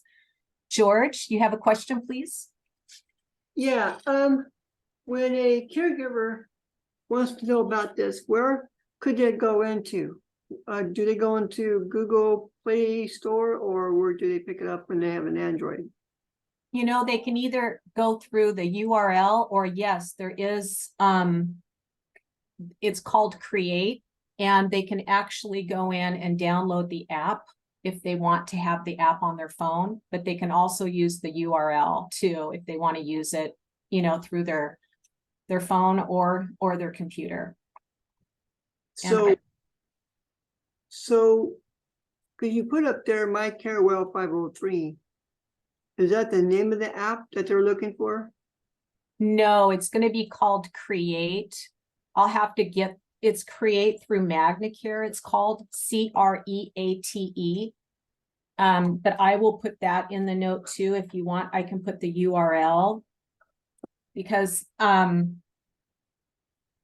that's the two ways that they can access this portal. It's not, the My CareWell 503 is a brand name that CareWell created, so that we, you know, that would resonate with providers, because we wanted it to have a name, so that, you know, it wasn't just called Create, because that's the name of the technology is called Create. So the Create app is in the Google Play Store. Yes. It's on, my understanding, it's, I've looked it up before, it's in the App Store. Because I have one. The Apple App Store? Because I have one that says that she can't see it, can't find it. You have a care provider that can't find it? Yes. Oh, okay. Can I send you the URL? I could take some time here and get it for you and send it in the chat, but it would probably be best if I just send it to you direct. Or are there others that would like to have the URL as well? Because I can just send the documentation. We have a whole flyer on this. Alice, if you send it to me, this is Heidi. If you send it to me, I can share it with the commissioners. Okay. Yes, please. I just don't have that off the top of my head. So Heidi, I will send that to you. I think the flyer would be most helpful, because you can see the different options and provides more information for you. Perfect, thank you. Now, when they go in there, will it be a specific color that they're looking for? Is the app like a purple or a orange or a? I'm sorry, I can tell you it looks, this is what it looks like when you bring it up, that this picture that we have here on the phone. But I can't call out what the, right now off the top of my head, what the specific color is in the app store. Okay. Thank you. You're welcome. I mean, we've done as much customization as we can, but because we're working with our third-party administrator, MagnaCare, this is the portal that they offer all of their customers across this country. So, you know, we've been able to make some changes in the colors when you actually get into the portal. You know, you're going to see a lot of the purple that we use in CareWell, and some of the orange, that really trying to pop things out. And we've worked with MagnaCare to try to make things as large as we can, and bold things for accessibility. So things are, you know, people have, you know, can really see the information to our greatest extent possible. But we're constantly making changes, because then they have to make sure that the information fits on a phone as well, and a laptop and a computer. So it gets a little bit tricky, but we appreciate any feedback that we can get from you. But so far the experience has been really good, and it's so much faster for care providers to get, you know, to be able to self-serve themselves and just go and request their PTO on their own without having to talk to anybody or check their hours, or, you know, see what benefits they're enrolled in. It's really been a great tool for all of us, including our side, on our staff, being able to help care providers get enrolled and be able to self-serve themselves. It's great.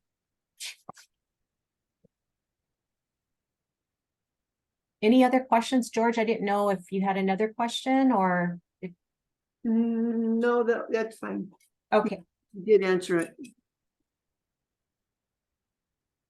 And lastly, this is what we're planning on. You can go to MyCarewell, our webpage also, and we always post our educational event schedule. And what I'm going to do, Heidi, when I send the portal information, I'm going to send our schedule for all of the events that we have planned for open enrollment across the state. And also you can send that out too. Wonderful, will do.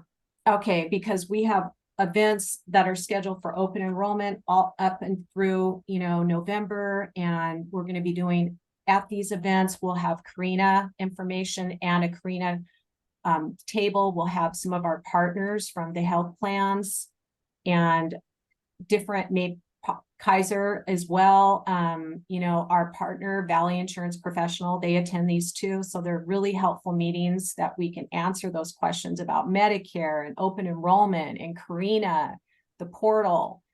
Help us get the word out, because that's a big part of what we do at Carewell is this outreach and education. And lastly, I just want to say we do have a new benefit and training guide. Actually, it is out on our website now, and then it's in the process of being also translated into all of our languages that we support. And so you'll be able to go out and actually grab that and download the guide. And mainly the reason we came out with a new guide primarily was because of the new PTO benefit. And so that was the biggest update to the guide, because that benefit was completely different. We also put information about some couple of other big changes, but mainly it's around PTO. I don't know if there's any other questions for me. I do have a question, Alice, and I'm not sure if you can answer it yet or not, but we get a lot of questions about paid leave Oregon and providers calling the trust and then being redirected back to us. And I'm not sure what information you have about paid leave Oregon and how that might intersect with their paid time off benefit, or any information you can share with us. I sure can. So paid leave Oregon, what we will have, if it's not there already, and I'll check, but when I last checked, it wasn't there yet. We're going to have at least some information on our webpage.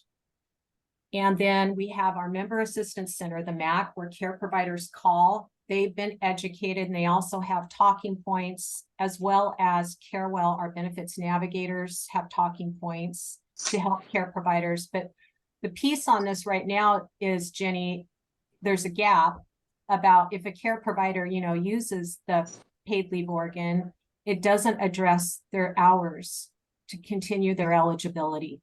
And there is no provision in the trust rules that allows a provision for a care provider when they're off on leave, like sick leave. We provide paid time off, through the benefit trust. The benefit trust provides the paid time off benefit, but they have to have the hours to meet that benefit. So if a care provider stops working, let's say for 90 days, they will have lost trust eligibility because they can't have 2 months of 0 hours. So there is a gap here. And one of the things we're going to talk to the trustees about is engage in a discussion about this on October 30th, about whether or not that is something that they would want to do. But I feel like this is just maybe a gap in the benefit design of this benefit that I'm not sure, how that's going to be addressed. Because how can we be consistent for all care providers, not just those that are going through, paid leave Oregon, who maybe are in an auto accident or something and don't apply for that, but they're off work and they can't work. So how can we make sure that it's equitable to everyone? that's the biggest, I think, issue that we will have in this discussion, is about making this fair to everybody. But there is a gap here. Thank you, Alice. If you could just remind the MAC too that they should be reaching out to Paid Leave Oregon, the providers, and not the Home Care Commission, because we just refer them on to Paid Oh. Leave Oregon as well. Sure. Thank you for letting me know that, Jenny. Yes, Marcia? Perhaps in the update of your guide booklet to benefits, you could put a section to redirect people to Paid Leave Oregon. So if they were aware, they would be able to move, you would help them move to where they need to get that. And also, wasn't the rule for the termination of your insurance cover, your benefits coverage, if you had 2 months of 0 hours and 1 hour of 1 month of grace, then you were terminated. Is that the way it used to be? And has it changed? No, it's still, once there's 2 months of 0 hours reported, they lose trust eligibility. They And don't yes, have a month of grace? That grace period, that month is still there. That has not changed. But they've lost eligibility at that point after the 2 months. And so then they have to go through the process of being reinstated. And that means they'd have to start all over and get another 2 months of 40 to qualify again for benefits. That's 40 hours in the month? Yes. Or, yes.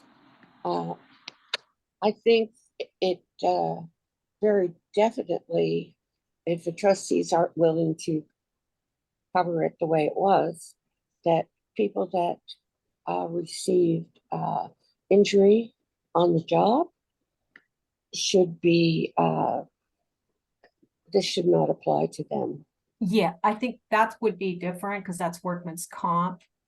And I know that that's a different benefit. What we're talking about is a public paid leave that Oregon has implemented. It doesn't have anything to do with the Oregon Home Care Workers Benefit and Supplemental Trust.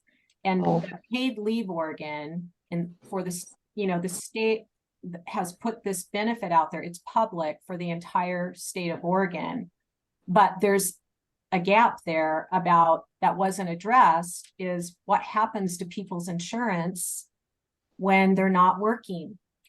And that is now an issue that we're all going to have to figure out, is do we need to look at that at the trust? Like, we have for example, let's say a care provider, is eligible and they go on the Paid Leave Oregon. And like I said, they're on that, let's say for 60 days, and they can't work and they're not reporting any hours. They're going to lose trust eligibility. That's just our current trust rules. Nothing has changed. We're just going to have a discussion with the trustees to bring this up to them that, hey, we've done our research on this and there's a gap here.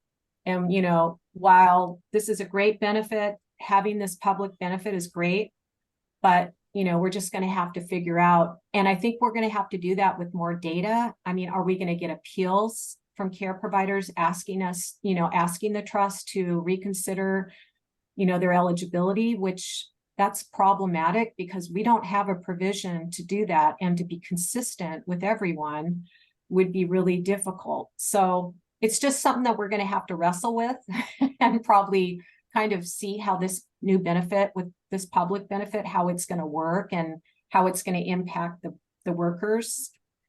And then maybe when we have more data, we can, that will help inform us, but it's so new right now. I haven't, as far as I know, we haven't received any appeal or anything like that yet.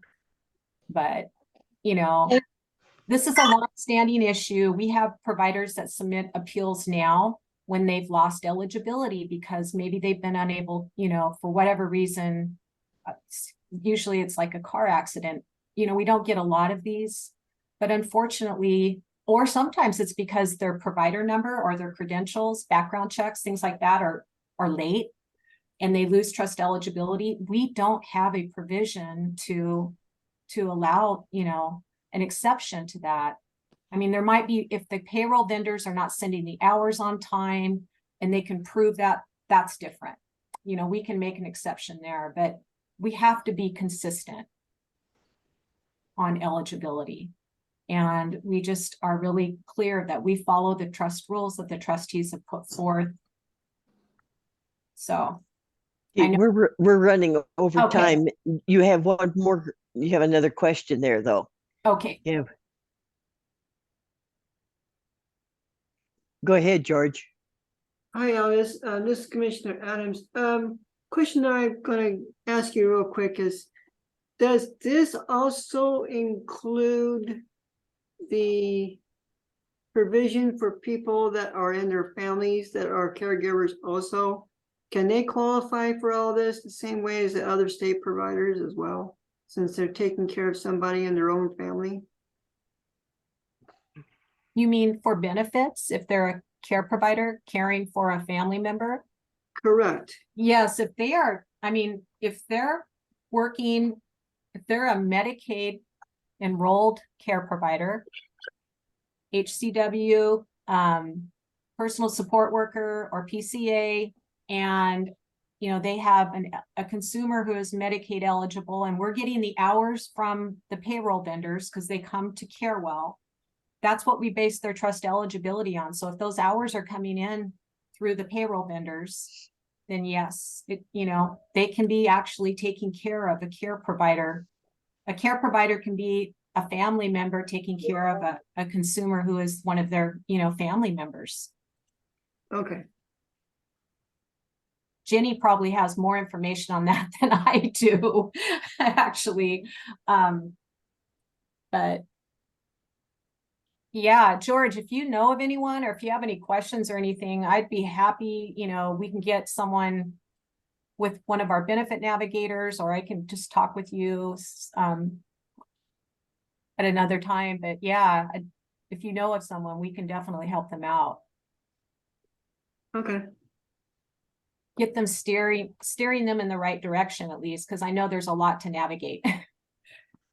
Okay, thanks. Well, thank you for this presentation, and it's just been very helpful to us. I appreciate all of you. Thank you so much for having me, and I hope you have a great day today. I'll get that information back to you too on your questions. Okay, thank you. Bye-bye. Thank you, Alice. Thank you. Okay, we have a break. So you have a 15-minute break. So that means you need to come back by 12:30. So Bruce we said may, Ellen Penny is joining us at 12:30. Do you want me to see if Callie can go after Ellen? yes, that was my next question was, could we swap those two places? Okay. That works for me. This is Kelly. Oh, thank you, Callie. Okay.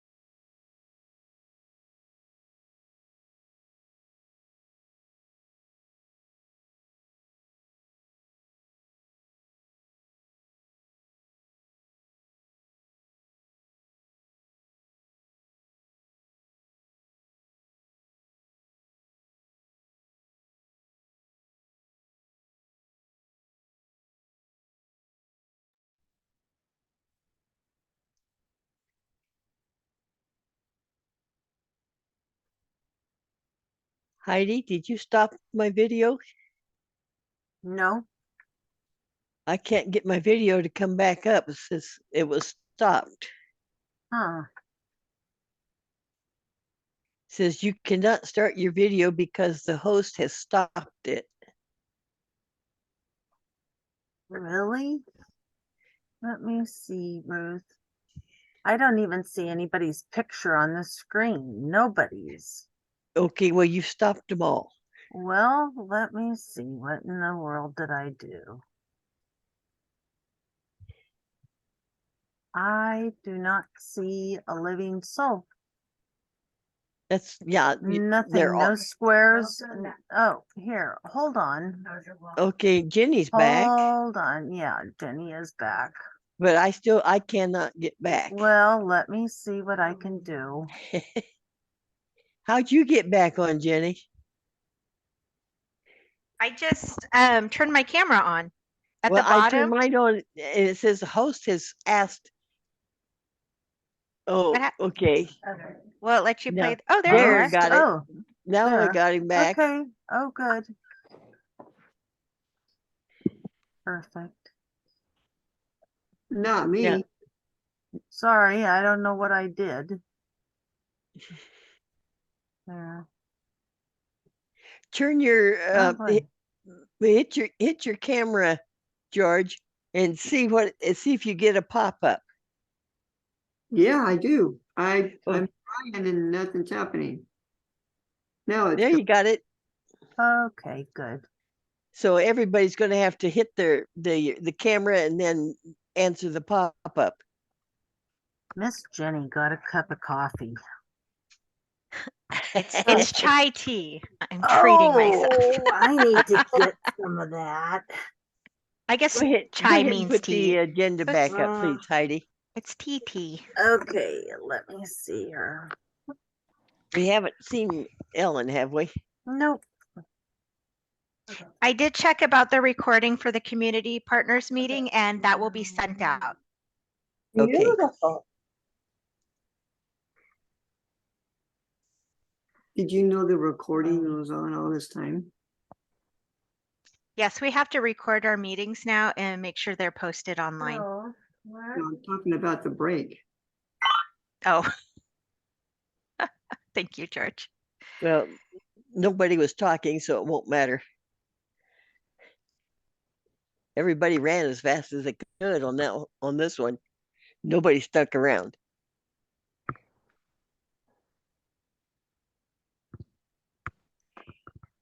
Oh, I know what happened. Nancy's the host.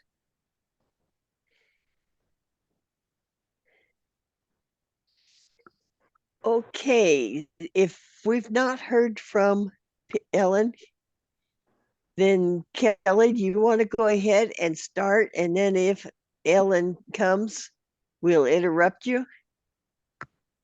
Yeah, that works for me. Kelly, I will stop screen sharing so you can share your documents.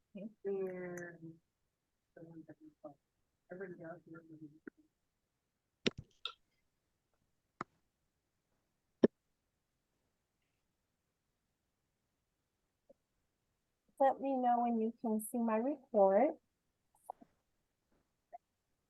Not yet. Uh-oh.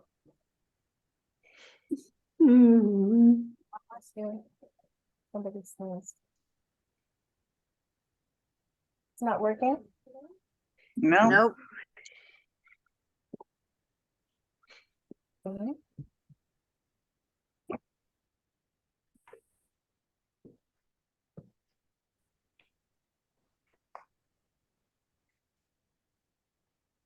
I'm trying again. Has anybody been checking with Ellen Penny to see if she's going to make it?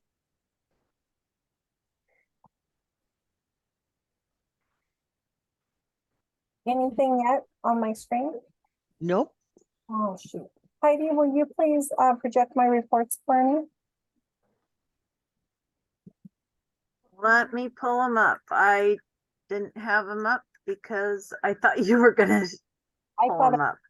It's not working for some reason. Hold on, hold on. And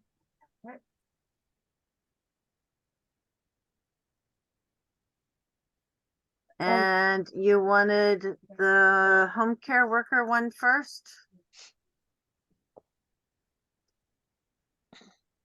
There, can you see that? Let me do this and hold on, because you've got 3 of them. So I'll get them all up there. Can everybody see those? No. Can't see anything. You can't. Okay, hold on. Oh. Here. Okay. Now Are we're you- there. The home care workers, workers' compensation claims form? Okay. Thank you very much. Are you able You're to make that welcome. bigger, Heidi? Let me see. It's 135% if I make it any That's good. bigger. Yeah, that's better. You did. Okay. Yeah. Okay, there. Okay, so here's the annual workers' compensation report. And this, we do a 10-year, 10 policy years look back on all the claims that have been filed and the statistics, so you can see year after year after year. And I'll only hit a few things on the report, otherwise I'll probably put you to sleep. And I did want to throw out there and let you know that these reports that I present, they've Kelly, you're cutting Somebody, out. yeah. There's somebody needs to be muted. Thank you. So these reports, they've evolved over years where it's presented and then somebody will say something like, oh, well, we'd like to see this information or this information. And so they've gotten quite full of data, and maybe some data is missing that you want to see, or maybe the report has just too much and the information is irrelevant at this point. So just be thinking about that, and so I'll know better what to present going forward. My presentations on workers' compensation is twice a year, so every 6 months. Within September, October, I present the annual report with this particular report. Okay, before we go any further, Ellen has just arrived. Oh, okay. I will resume when she's done. Thank you. Okay. So Ellen, we're putting you on right now. Thank you, Ruth. I am here because I was asked, and I just so appreciate the work of the Home Care Commission. I would have so many things to talk to you about, but what I saw on my agenda is that you want me to address non-emergency medical transportation. So I don't know what you want me to say about that, or if you want me to hear something that's going on, because it wasn't quite clear to me. How can my name is Ellen Pinney. I'm Principal Ombuds for the Oregon Health Authority. Our legislative mandate is to serve as advocates for people who receive Medicaid Oregon Health Plan. In terms of the Home Care Commission, we get a lot of cases that currently are relating to people with dual eligibility, that's Medicare and Medicaid, on the basis of the fact that they have long-term care services and supports in their home, often including home care workers being dropped from Oregon Health Plan. We're working on many of those cases now to make sure that people have rights, understand that they should appeal and request hearings, understanding why those disenrollments from OHP are happening. It's a very confusing time for some of our most vulnerable because we're at the end of the public health emergency unwinding, as you know.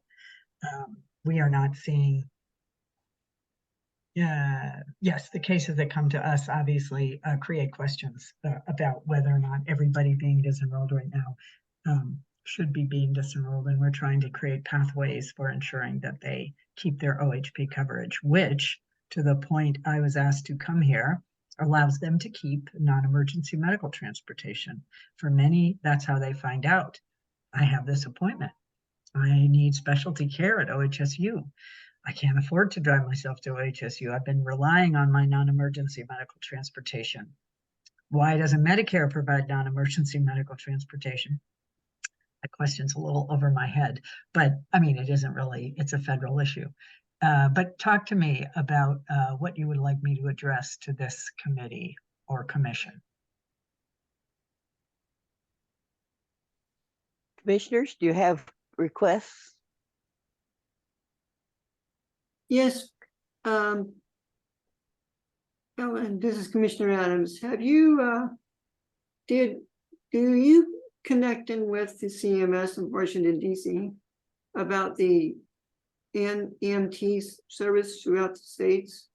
And if so, have you learned anything from their mistakes that could help Oregon with our situation? Commissioner Adams, are you referencing the problems with non-emergency medical transportation in some parts of our state, getting there on time, picking up on time? Or are you referencing people on Medicare not having access to non-emergency medical transportation? No, he's referencing that we have a committee that has met together on this, and they are looking at the federal, what is being done throughout all the other states, and what we can do and learn from the other states. So what I understand, I am not on this task force internally. There is a internal task force. We have another ombuds on it. It is the non-emergency medical transportation task force to get to improve our services. And we have learned from other states. This is not a unique problem to Oregon. Lots of other states have problems with it.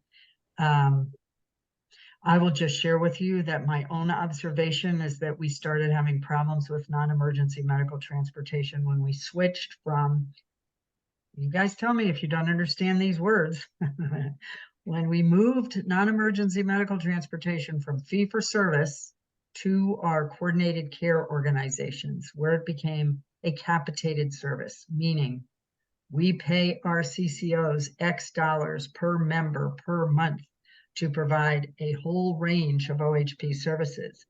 We obligate them to ensure that those services are available, including non-emergency medical transportation. At that point, those providers and the NEMT providers stopped getting paid, as far as I know, on a fee-for-service basis, where they get paid a set amount per ride.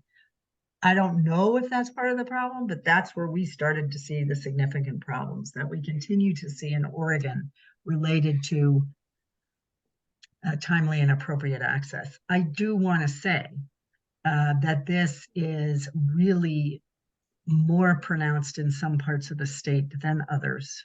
So you guys all know about Ride to Care in the Portland area having been an ongoing problem. And we have found ways to kind of dance around that challenge, which I can talk about. We have had some problems in the Salem area. I see Marcia's here. I believe it's my dear Marcia. I hope you're well, and it's good to see your iPad present at this meeting. But there are some parts of the state where it's working pretty well based on the fact that we don't get any complaints about it.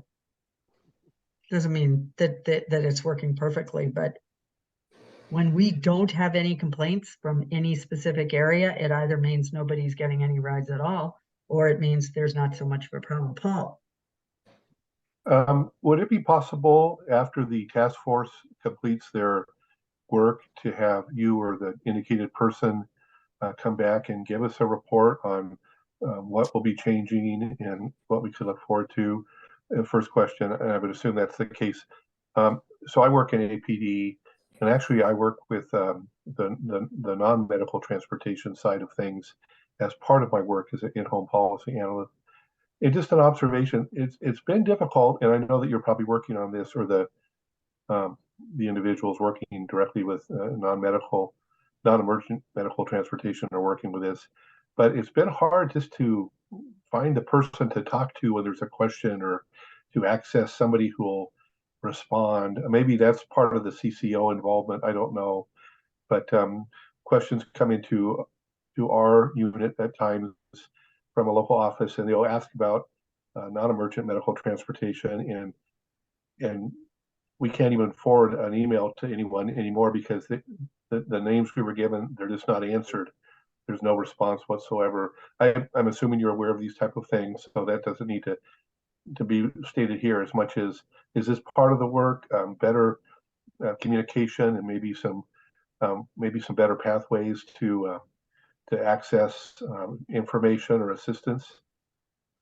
Thank you for asking, Paul. I'm concerned that you're not able to get responses from anybody, especially since you're an internal colleague. I don't mean to say that we don't respond to client concerns. I did post our OHA Ombuds Office email in chat. We reply to non-urgent cases within 3 to 5 business days.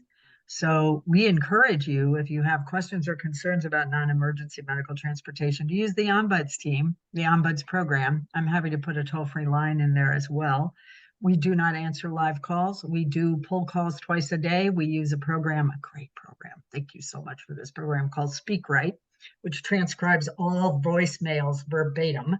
So it's very cool for us because we have some clients who call back, 2 or 3 times and leave 3 minutes of messages each time, all in a row. So really helps to gather that information. And I'll put that number in here as well.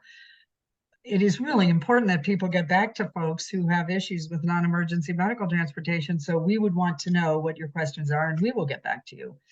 I do want to say that this task force or the work group came out of a corrective action plan that the Oregon Health Authority Health Systems Division imposed on HealthShare, which is the CCO, Coordinated Care Organization, which contracts with Ride2Care. And there were so many problems, we had to put them on a corrective action plan.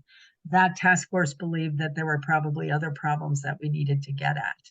So folks know, and I'm happy to share with this group, one of the results of the conversation about non-emergency medical transportation, well, something you should all know.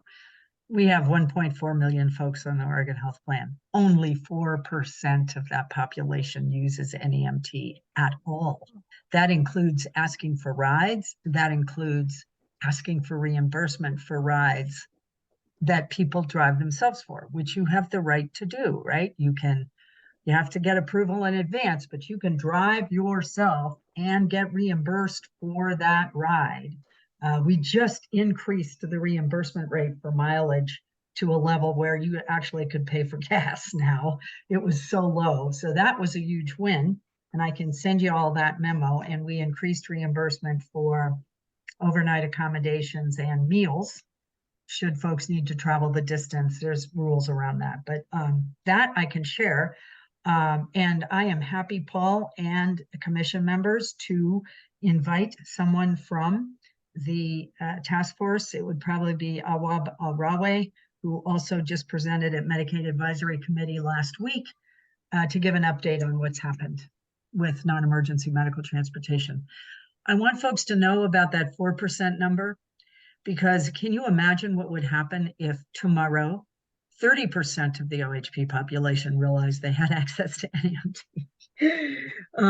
I am a big believer in everybody knowing their rights to services. Like, I think non-emergency medical transportation should be known and advertised. And I do my best every client case I get to ask, do you know about this? Sounds like you have to drive a long way. Have you ever been told about it? And lots of them say no, never heard of it.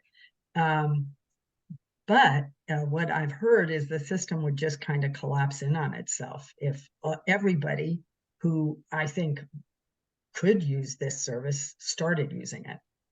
It's a very small percentage, and that makes it even more concerning that we hear that many complaints about it. Marcia.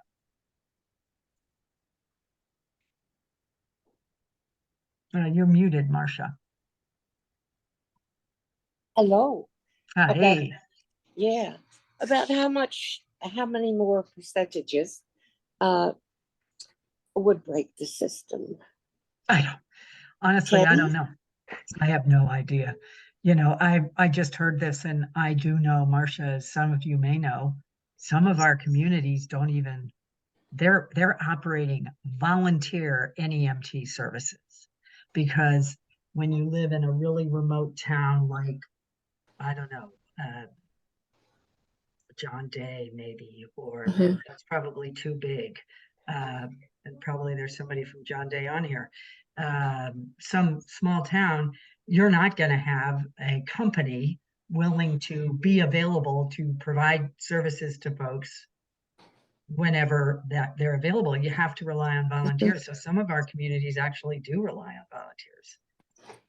And while only 4% of eligible people use it, is it we are paying per capita for CCOs to cover what was it, 1.4 million. So the way capitation works, way over my head, but there's actuaries who look at the data, and they would look at things like only 4% of your population uses a service. So we're capitating you based on our understanding. We are predicting, looking at your population, that you're not going to have that many pregnancies, and therefore we're going to capitate you at this. So capitation is all a factor of a lot of different things coming together, Marcia. And no, it does not ever include the assumption that all people will use all services. It's much more nuanced and kind of mathematically, actuarially is the only word I can really think of to describe it. And I'm not an actuary, but that's what they get paid the big bucks to do. Okay, thank you. Good question. And your information about the reimbursement, that is not widely known. And I did not even know about it. And I'd been, around on this for a long time. And I had no idea how it even works. One thought has been, given the challenges that we have experienced in some parts of our state, one thought has been that we pull back NEMT from CCO obligation and own it as a fee-for-service program, just like we do residential behavioral health, for example. CCO members need residential behavioral health. We pay for that out of the fee-for-service program. Members need home care workers. They are CCO members. Those home care workers are paid for out of the fee-for-service program. They're paid for out of straight Medicaid from the state. So you can think about the analogy there for non-emergency medical transportation. I would say, sorry, Marcia, go ahead. Oh, no, I was just going to say amen.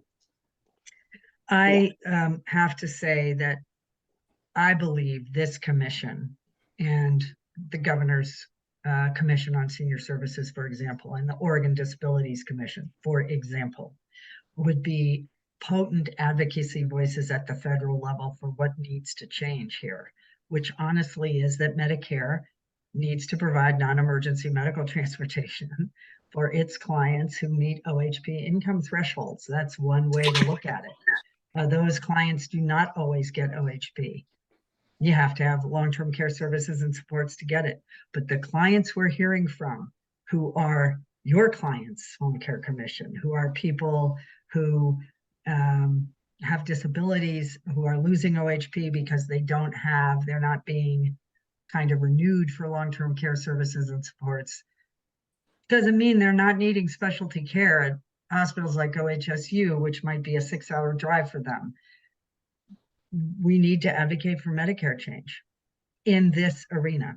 If you wanted to focus exclusively on NEMT, my advocacy would be much bigger than that if I was just wearing a straight advocacy hat. But in terms of NEMT, it's been so problematic to us as an ombuds program right now to hear these calls saying, what am I going to do about my dialysis? What am I going to do about my chemo? I don't need in-home services and supports. The public health emergency is unwinding. I'm losing my OHP. What now? And the only thing we can say is go reach out to your APD caseworkers because maybe they have some resources for transportation. I don't know that it's uniform across the state. And Paul, I hope you do send us. Thank you. Yes, that's right. The member handbook is potent source of information, an important source for information. Okay, I think I kind of bounced a little bit over and around there. What member handbook are you talking about? It's the OHP member handbook. Paul, you were just looking at it. Do you want to find that link and put it in the chat? Because I've never seen it. Oh, Yes. I've been trying to put it in the chat. It's a PDF, but if not, I'll just send it to everybody, or I'll send it to Jenny to disseminate. It's pretty recent, and it has about a page of good information. Good information on the services. Maybe again, some work on accessing and so forth is what Ellen's talking about as well. But I think it's really helpful information. So I'll send that along to Jenny to distribute. and we are just finalizing a fee-for-service member handbook, which is relevant for this commission to the extent you work with Medicare and Medicaid members who have elected fee-for-service for physical health.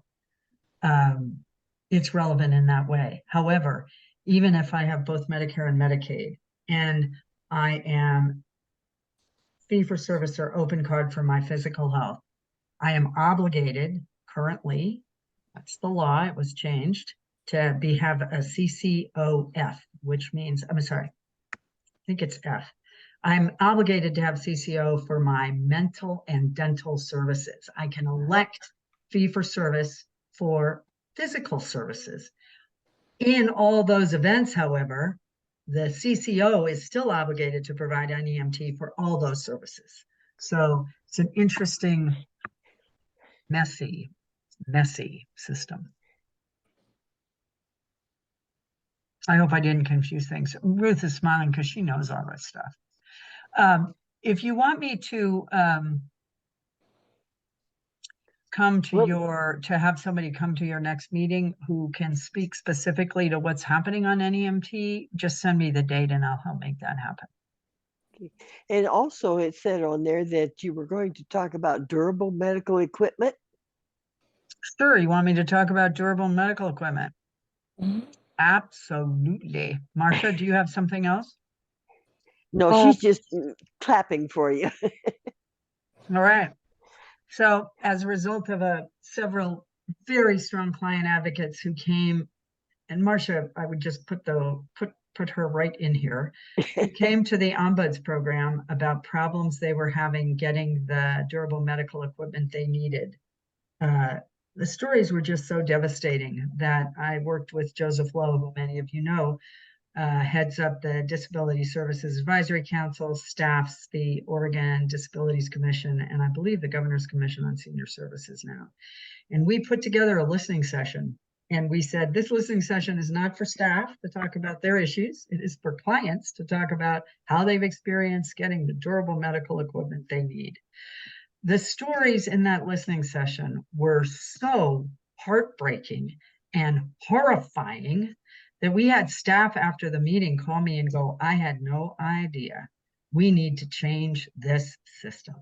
As a result of that,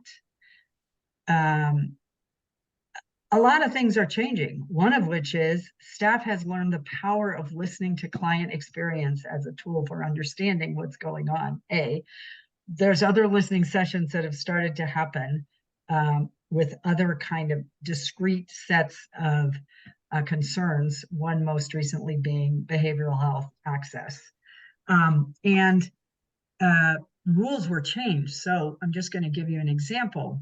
We had a DD home provider come to us and say, our resident here was denied a wheelchair because the denial said she has access to staff who can push her around 24/7 anywhere she wants to go in a manual wheelchair. Why should she have access to a power wheelchair? That's pretty much what the denial said.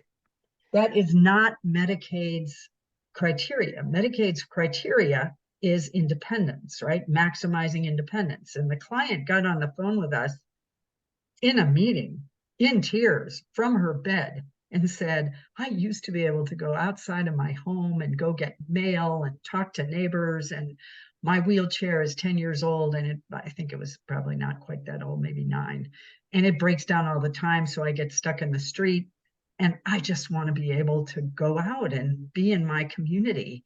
And we issued a memo as a state that basically said, you cannot deny a wheelchair on the basis that somebody is living in a home and therefore has access to 24/7 staff to push them around. It's not an appropriate reason for denial in Medicaid, which is about maximizing client independence. That's just a tiny slice of the pie. The rules were recently worked on. I recently got a notice of a denial that cited one denial on the basis of this wheelchair is not medically necessary, and 34 other references to medical appropriateness as being the reason for the denial. Also a very inappropriate notice. Like, can we tease out what the difference is between medical necessity and medical appropriateness here? So there was a big hearing, and Rules Advisory Committee met to change some of those rules. We're not going to experience the kind of results or the consequences or the next steps until after the Secretary of State finalizes those rules, but that's coming soon. And there were so many folks from our DME, we call it our think tank, that were actually on that rules committee, that I was very grateful for them. What this says is we need cases. And I would have one thing to ask this commission also about what we're hearing, more from me to you than you to me. But if you have any questions about DME, please let me know. And let me also say that the Ombuds program in the Oregon Health Authority has the privilege of being legislatively obligated to serve as advocates for those who receive Medicaid. Not all Ombuds programs are set up as advocacy programs. Ours is set up as an advocacy Ombuds program. Does not mean, as has happened recently, where people come to us and say, well, I need this surgery, you've got to make it happen. Does not mean that that's how it works, right? You have to go through appeal, you have to go through hearing. We are not clinicians. We can't override clinical judgment, but we can push on policies, procedures, and processes that are interfering with people's ability to get the care they need in a timely fashion. We can advocate for rules changes. We can advocate for legislative changes. We don't have much bandwidth at the federal level. You guys might have more. Medicare needs to change. So, and the way we find out about issues is by getting client cases. If we don't get client cases, we can look at complaint data, but it's just not as robust as when we get a case ourselves and walk in the shoes of that client and figure out all the ways that the system is interfering with their ability to get care. Paul. Yeah, I really appreciate your good comments there. You know, you guys are really fulfilling a vital role. It occurred to me, you know, I wonder what we could learn from you and your team over time, you know, regarding our work. You know, in other words, apart from what consumers may be experiencing, are you seeing common issues regarding paid providers, home care workers, and personal support workers, et cetera, that we should, in other words, we have a role to play as well. We're the Home Care Commission. Yes. But if we're not informed or aware maybe of clear issues that maybe come up a lot to your office, or maybe, you know, I guess what I'm trying to say is we would love to learn from you folks as well when you have maybe reoccurring issues or situations that can be identified that we can address maybe in our training, maybe in the way in which we are giving orientation to folks, or you know, those type of things that we do with home care workers and personal support workers. So I think it would be great if there was an appropriate time where we would just hear any information from your office that may help us identify or address issues that we need to be aware of on our side of things. I would take that opportunity. I have some of those. I don't know if we have time, but I am very keenly interested in having a conversation with this commission about what we are seeing and experiencing from our clients who qualify for in-home services and supports and are being asked to look for those not through you all. So that's one of my biggest concerns, to be honest, Paul. If we want clients to have to be informed after they have been certified as qualifying for 10, 15, 20 hours a week by their APD caseworker, to just then have that caseworker tell the client, you know, we call this agency. without saying, here are, I am all about full disclosure, right? Here's 3 different agencies that would provide these services in this area, and the Home Care Commission provides it all over the state. Here's how you use the Home Care Commission as a resource for your ability to find in-home care. I do not believe that any other private agency has the kind of training that the Home Care Commission requires for its certified home care workers. I am a huge fan of what you are trying to do. I do not see that our clients are supported, even understanding that your program exists for them. And in my opinion, you know, that needs to change. So that's my short and sweet of, can we possibly do a training for APD somehow, Paul, that says when you as a caseworker go out to Ellen's home and you say, yeah, Ellen, you could really use help with activities of daily living, you qualify for 12 hours a week or 20. And then Ellen goes, great, I don't know what to do now. And I get given a list of places, and it does not include the Home Care Commission, and it does not include information about how I use your website. It is doing me a disservice. And frankly, it's doing the Home Care Commission a disservice. And this is really, it's kind of painful, but also very helpful information from my perspective. And, you know, we have services like the ERC, the Employee Resource Connection, that helps consumers, but we can have the best services. I think we have great services. We can have the best response and the best people. All those are good things. But if it's not known, if it's not advertised, again, it doesn't really benefit anyone.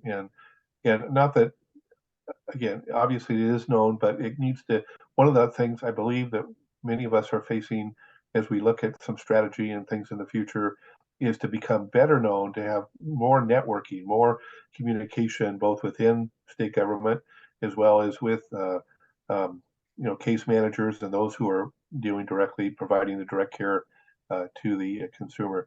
So although these words are painful, I think these are the type of things we need to be hearing so that we can, you know, we can improve or even address issues if we don't know them. So I appreciate what you're saying.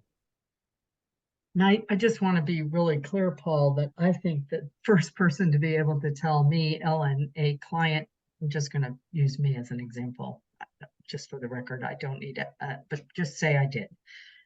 The person who's doing my screening, my APD caseworker, my APD office, needs to have on its list of resources the Home Care Commission, and be asked to use that if it is about informed decision making, choice counseling, to the extent that that list does not include the Home Care Commission and how to use your website. Because I have walked clients through that process. It's not that easy to use, I just want to say, which is why I think there needs to be hands-on support for clients, but they at least need to know it exists. It exists outside the scope of Rever Grand, where my son worked. It exists outside the scope of private contracted agencies that frankly are for-profit agencies who, I don't know if they have the same standards y'all have for your home care workers in terms of benefits and pay. I just feel, or training, which I have had clients actually come to me about. I've had home care workers, not from your commission, but from some of those agencies, come to me and say, I never got any training. I don't even know what this client's condition is. I don't know how to serve them. How can I best support them? Where is my ability to get trained? I mean, it was a sad commentary to me. So, Paul, I know you work with APD. I've mentioned this before to the Home Care Commission Executive Director. It feels to me like a lot more could be done to help every client in Oregon who qualifies for long-term care services and supports in-home understand the value of the Home Care Commission and the training that you provide and what your workers do. Thank you. Marsha. Thank you for that. Marsha. Wasn't there some movement to get agency work providers trained equally to Home Care Commission? What happened to that? So I just have personal experience with this because my son's first job, as it turns out, was working as a personal support worker for Robert Brand, and he was working with a client with developmental disabilities. I am not sure they did any kind of training for him. So I feel like, to the extent there should be a requirement, that's a legislative issue. And that's an interesting question, Marcia, because at the point that those private agencies would be required to train and provide, you know, there's more than training. What the Home Care Commission does, what home care workers get, is the right to collective bargaining, the right to health benefits, the right to decent pay, guaranteed pay. It's not the same out there. There'd be a lot that would need to be changing in the private market world to get those firms up to the same standards that y'all have for your workers, including mandatory training. Commissioner Adams. I wanted to point out something since we're on this subject.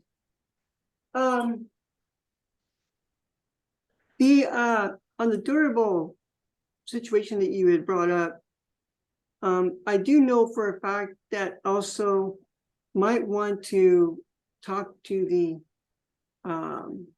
PTs, physical therapists. Yep. In the hospitals, they too are guilty of this. Assistive technology professionals too, ATPs and PTs. Yes, they've been a part of the task force and have talked about the denials after denials after denials they get from the CCOs for durable medical equipment that should be, I mean, honestly, the client should be getting. What I hear you to say, Commissioner Adams, is you think they might be part of the problem in some cases as opposed to part of the solution. They are, because I do know of a case that had happened of a person that was disabled, and they have a power chair and manual chair, and they had to have a choice.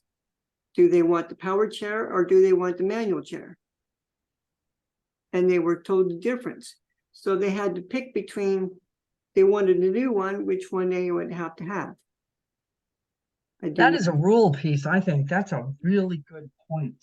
Oh my goodness. Thank you. Yeah, that's been around because you can't get a manual chair repaired if you have a power chair.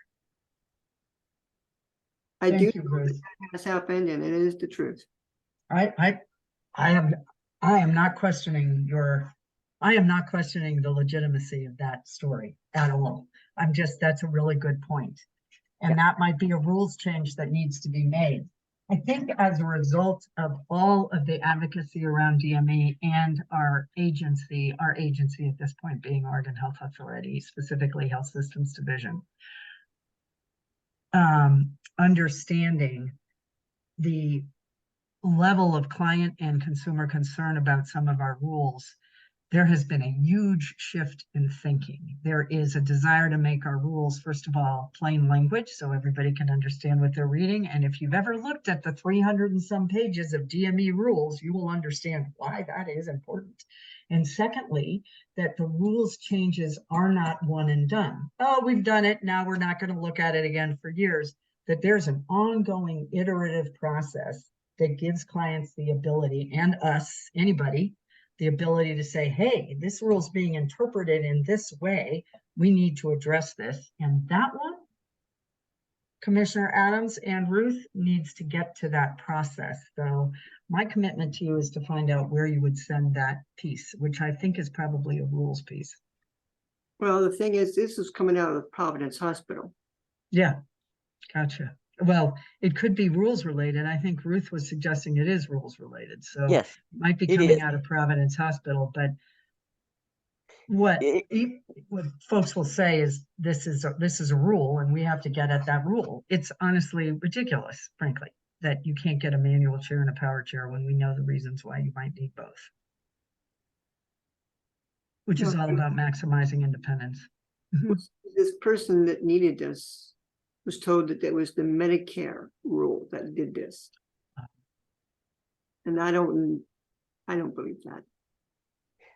So on the think tank, who's been as part of the think tank? I think Ruth's been there. I think Marcia's been there a few times. What we learned is that Medicare rule is in fact very different than Medicaid rule. Right. And we can play ball as an OHA ombuds program when that client has Medicaid as well as Medicare, but we do not have any authority in the Medicare only world. We just don't. We're not legislatively set up. That's where the Home Care Commission, the Governor's Commission on Senior Services, the Oregon Disabilities Commission could make some progress. You know, Medicare rules were built and designed a long time ago. I think we have come to a very different understanding of the need for particularly mobility devices as a tool, as a social determinant of health, right? We want people to be able to get out and about to maximize their ability to be independent. That is a Medicaid criteria. It is not a Medicare criteria. And I think Medicare needs to change.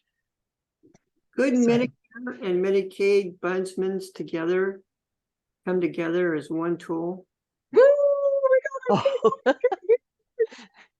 I've learned that there's a Medicare ombudsman too. Yes, there is. There's a Medicare ombuds that we have most recently been connected to. They're at the federal level. I need to, that's an interesting call out, Mr. Adams. And if we get to go there, I want you with us. So I'm just going to say, I thought that was brilliant. Just let me know. Oh, okay. Can we are really interested in this has been really good, but our agenda is getting pretty jammed here. All right, Brooke, I'm out of here. But can we have you come back? Yeah, of course. I think you want somebody from NEMT back here for sure. But yes, but also on the durable medical equipment and what it does to the person we serve. Right. I feel like, you know, for those of you who don't know, we lost a gem in state service, a woman called Kelly Jamison who worked DME rules for years. Nobody did. I mean, she knew it like the back of her hand. It's a 365-page book of rules. They are not easy to understand. She is retired for the second time because she retired, and Dana Hiddle, our Medicaid director, said, please come back. We don't have anybody else who knows. She's retired now for the second time, and she absolutely told me, I am not coming back. I need to spend time with my grandchildren. So we don't have a DME policy point person. I would think for a deeper dive with this commission and DME, you might want to wait for that policy point person to be coming on. They are recruiting now. And also to think about bringing Margaret May, who Paul Johnson points out is on the DME think tank work group and knows Medicare like the back of her hand. Could you send to Heidi or to Jenny those names and their contact? Sure. Heidi and Jenny, your role here is, I guess, what is your role? I'm Jenny. I'm the interim executive director. Hi, Jenny. Good to meet you. I was hoping to meet you. Congratulations. Thank you. And I'm her Heidi. executive support. I'm her executive support here at the Home Care Commission. And we know Margaret May. She works with Paul. So we can invite Margaret. Okay. I'm not sure what that means. So Heidi Eliso is the admin support, and I'm going to send contacts for NEMT. Correct? Yes. Mm-hmm. And for you guys, you ever want to have a conversation about way peripheral to my work, but it is a Medicaid funded services, and it's a right for people who qualify for long-term care services and supports to get home care workers. You ever want to talk about brainstorming creative ways of making sure that our clients who qualify have access to an ability to access staff? I'll come back. Okay. As a collaborator in the conversation, I can't direct you. I can't direct this process. This is an APD process. I'll be honest with that. Then get with Paul and we'll get this on the schedule. Okay, you guys. Thank you guys so much for your advocacy. Marcia, are you saying something? Yes, I need to talk to you further. And remember, I am on the DME committee representing home care. Yes. So I have my foot at the door. I'm Yes. gonna send you an email and set us up time, Marcia. Thank you. Thank you, Well, guys. if Appreciate you home care. wanted another story, as of this month, I'm on my second year of trying to get my new wheelchair to work. And it's been sitting in my house for 2 years and it's not even finished. The armrests are not even on it.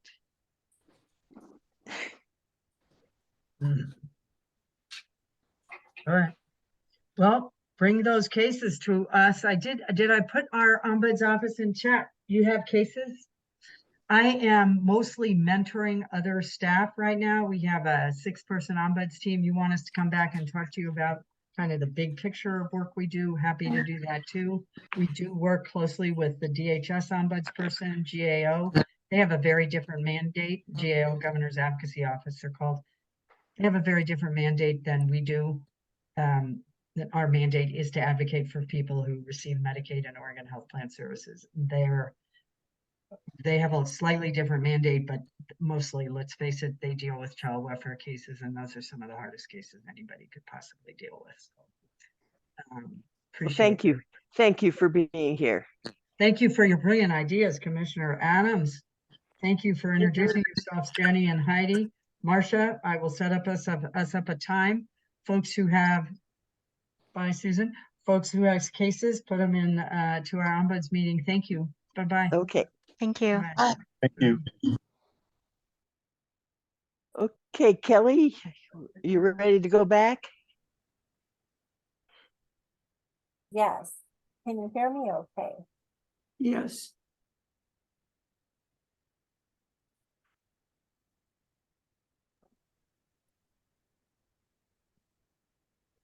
Okay.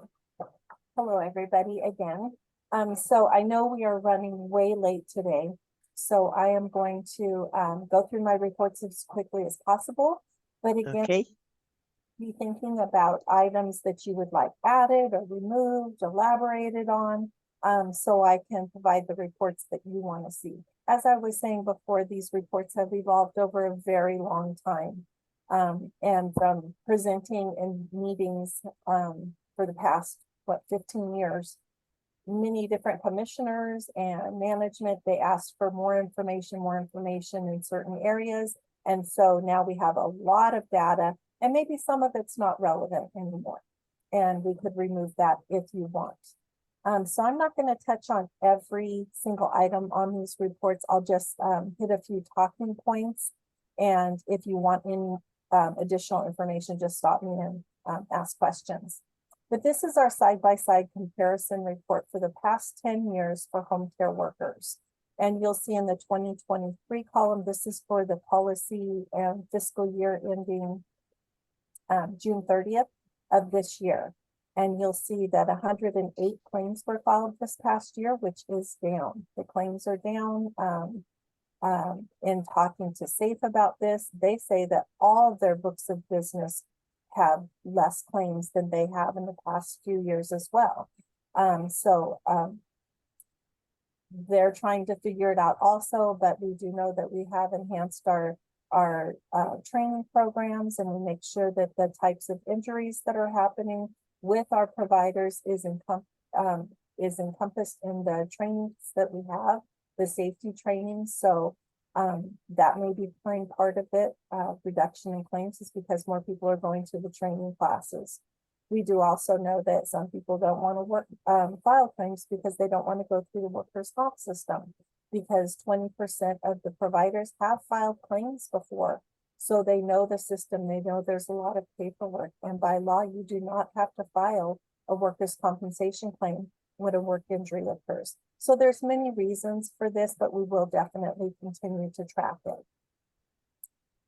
Skipping down a little bit, the average age of the workers is consistent, 54 years old. Going down a little bit further, we do see that the attorney representation is up for this year. More and more of the injured workers seem to be getting attorneys for their claims.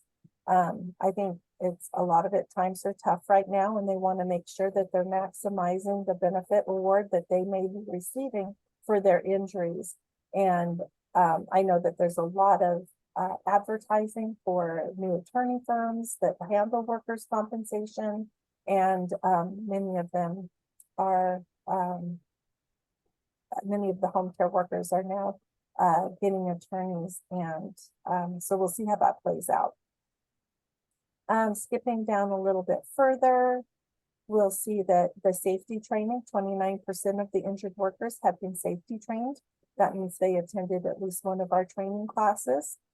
And we'll go down to the live with consumer and the related to consumer.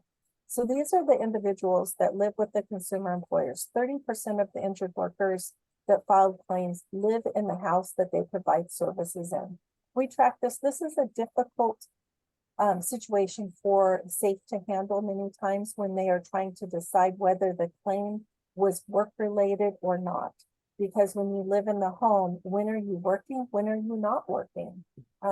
If you injured your back carrying laundry, well, whose laundry was it? Was your laundry in there? So those claims are tracked and they're looked at carefully by SAFE, and they have to untie the knot and figure out if that claim is compensable or not. But the good thing is that almost every single provider has other health insurance. So if SAFE denies their claim, they have another resource to pick up the medical costs. And so if a claim is denied, it's not that they're left high and dry. It just means a different provider will be picking up the cost of their medical expenses. Heidi, we can go to the next page. And the next page we call the top 3 page. Oh, that's personal support workers. The second page of that one, just scroll down. There it is. Okay, we call this the top 3. This is where we look back for the past 5 years. And the first box on the left, it shows the injury causes and the injured body parts by claim frequency. So these are the most, they get the most number of lifting injuries, the home care workers, followed by falls, slips, and trips, and then struck and injured by object. The number 1 body part injured is backs, followed by shoulders, followed by knees. This is consistent year after year after year. It's lifting, it's falls, slips, and trips, and then usually struck by object or motor vehicle accidents in there. But you'll see that that has come down. We have put in a great motor vehicle accident training, and even SAFE has made comments on us having a reduction in those claims, which is awesome because the motor vehicle accident injuries are the number 1 reason when we track if the employer was also injured when this injury occurred. That is the number 1 reason, because they're in a motor vehicle accident together, and both the worker and the employers are injured. So we're happy to see those injury claims reducing, and hopefully it's from our training that came out in 2020. And then over on the right side, you'll see the injury causes and body parts by claim severity. These are the highest cost claims. And you'll see that falls, slips, and trips are the most costly, and then knee injuries are the most costly for this pay period, or this policy period. And one of those, the most costly claim overall was from a 79-year-old provider, and she fell off of a curb. She was assisting her daughter at a medical appointment. Her daughter is the individual she provides services for, and she fell off of a sidewalk. She said because her knee buckled and she went down, she injured her left knee, right knee, and she had torn her rotator cuff. And so the reserves on that claim right now are $148,000. So that is for the life of the claim. SAFE has projected that the claim in its entire life will hit almost $150,000. And that is an injury that happened this past policy year. So we'll be following that one closely. Now we'll move on to the personal support workers. Okay, here's our personal support worker report. And it's the same report as the home care workers, but with the personal support worker data put in. So 27 claims were filed by personal support workers. OSHA, we had to report OSHA. There were no OSHA reportings on the home care worker side, but there were 3 injuries that were reported by individuals and they wanted to file workers' compensation claims. So right away, within 24 hours, I contact OSHA and I report the incident. And I have to report if they're immediately hospitalized, if there's an amputation, if there's, for certain reasons, an OSHA reporting is required. And so we had 3 claims. One was a PSW that fell off a ladder while teaching her employer how to build a chicken coop. She sustained, or he sustained, a bad injury, breaking ribs, and I believe one of the ribs went into his lung, and he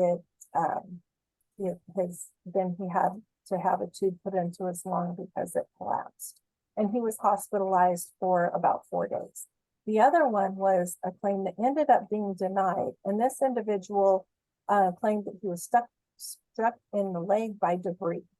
And what happened was he went into a shop that he owned and with his employer, and he went into a shop. They visited a friend that was there, and he was cutting something with a big saw, and it was a metal pipe that he was cutting. Debris flung into the PSW's leg, and his leg got infected, and well, it was a really nasty claim. He ended up getting gangrene, and it was really bad. His foot was amputated, but the claim was denied, and it was denied because he had significant pre-existing conditions and extreme cellulitis before the injury even occurred. He wasn't taking good care of himself, and the doctor's reports, and they were it was unanimous. He went to 3 different physicians and medical examination reports, and all the doctors said that work was not the contributing cause for him to seek treatment. So SAFE denied that claim. And then there was an individual that was in a motor vehicle accident. She swerved and she hit a pole to avoid hitting a person that was walking in the road, and it was dark, and she had swerved and she crashed. And she broke her back, her ribs, fractured her neck, and she even had bleeding on the brain. Well, she was hospitalized for 5 days. So as soon as I got word about that claim, of course, I contacted OSHA. And that is just something that we have to do for that type of injury because there was a hospitalization. So on the, did we go to the second page on this yet? I kind of went ahead. We'll go to the second page. Now these are the PSW top 3s for the past 5 years. And these, if you look at this injury cause column, it is the same, consistent year after year. It's falls, trips and slips. It's struck or injured by person. And then it's either lifting, or this time it was a motor vehicle accident was the 3rd cause, most common cause for injuries. And then you'll see the injured body parts on the right side. And then you'll see the dollar amounts in the highest cost claims. You'll see that the costs were way down for the PSW claims. And with the exception of that one claim that will be probably, or a few claims that'll be very high in cost, the others were very minimal, bringing those averages down. So that's good news for the policy. Are there any questions about the reports? Yes, this is Commissioner Adams. Going back to your PowerPoint on the blue one.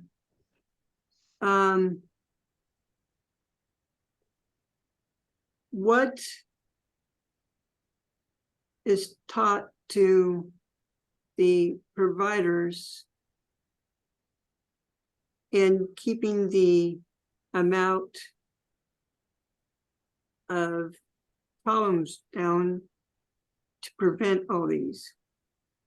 Keeping the what down? Like is the providers taught in a way to do certain things or not to do certain things in order to keep costs down? Not cost down, it's more to reduce injuries.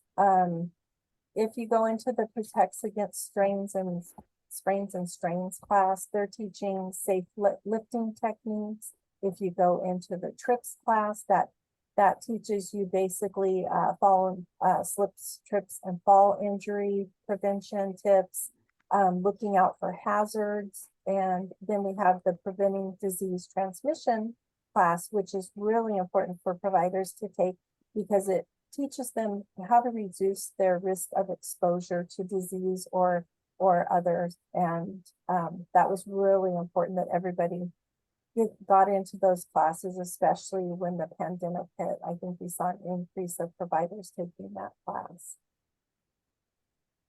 So, Ms. Chair, is there anything that us commissioners can do to keep the cost down, to make sure the providers are doing what they're supposed to and not hurting themselves during the job? I don't know as we as a commission can do anything. We can make this a priority to look into it and to see what can be done through trainings and through whatever process that we have at our disposal to make sure that it doesn't happen. Okay. This is Jenny. I do want to add that this type of information is provided by Carewell and orientation as well. So workers who are coming on to service actually get that information ahead of time as well. Okay. Thank you, George. Mm-hmm. Kelly, have you ever, this is Marcia, have you ever broken down the reasons for falls and trips? Are they on ice or over a rug? Or do you know? Yes, we know that the slips on ice is the fall slips and trips go up in the wintertime because of ice. So definitely we do in winter time. There's a lot of trips up downstairs. I mean falls and trips. There's so many different ways. There's a lot of slips in the kitchen. But yes, we do track that. And I would be happy to include those descriptions of the injuries in more detail if that's something that you would like to see. Like breaking out, okay, the number one cause here is falls, slips, and trips. How are the providers slipping and falling and tripping? And give because maybe the training could better shape to the trends of what's happening. I know years ago I used to carry a Ziploc bag in each winter coat pocket of cat litter. Strange thing to throw down on an icy patch so I didn't take a slip. There's all kinds of little hints maybe that would prevent some of these. Mm-hmm. One of the opportunities we have is to update the safety manual for consumers. It's incredibly outdated. So that's something that we'll be looking at. Okay. Thank you. But to answer your question, yes, all that data is tracked and how these injuries are occurring. For each category, there are multiple injuries, and each one can be different, or there is clusters of the same type of injury happening over and over. And those are the ones we target. Those are the ones that we look at our trainings to make sure that those that attend our trainings are getting trained on how to prevent that injury from happening again. I wish it was 100% of providers that attended our safety training classes, but unfortunately, that's not the case. But those that do sit in those chairs or on the calls in the webinars, they are getting trained on what types of injuries are occurring. Thank you. Welcome. Thanks for the question. Commissioner McEwen, I do have a CPR and first aid training report if you would like me to review it. Or we can end here and I can present it at another time. Whichever you would like. Commissioners, do you want to listen to this now or do you want to wait for the next meeting? For me, it's either way. I don't, either or. It doesn't matter. Marcia, do you want to stay on and hear it or wait until next meeting?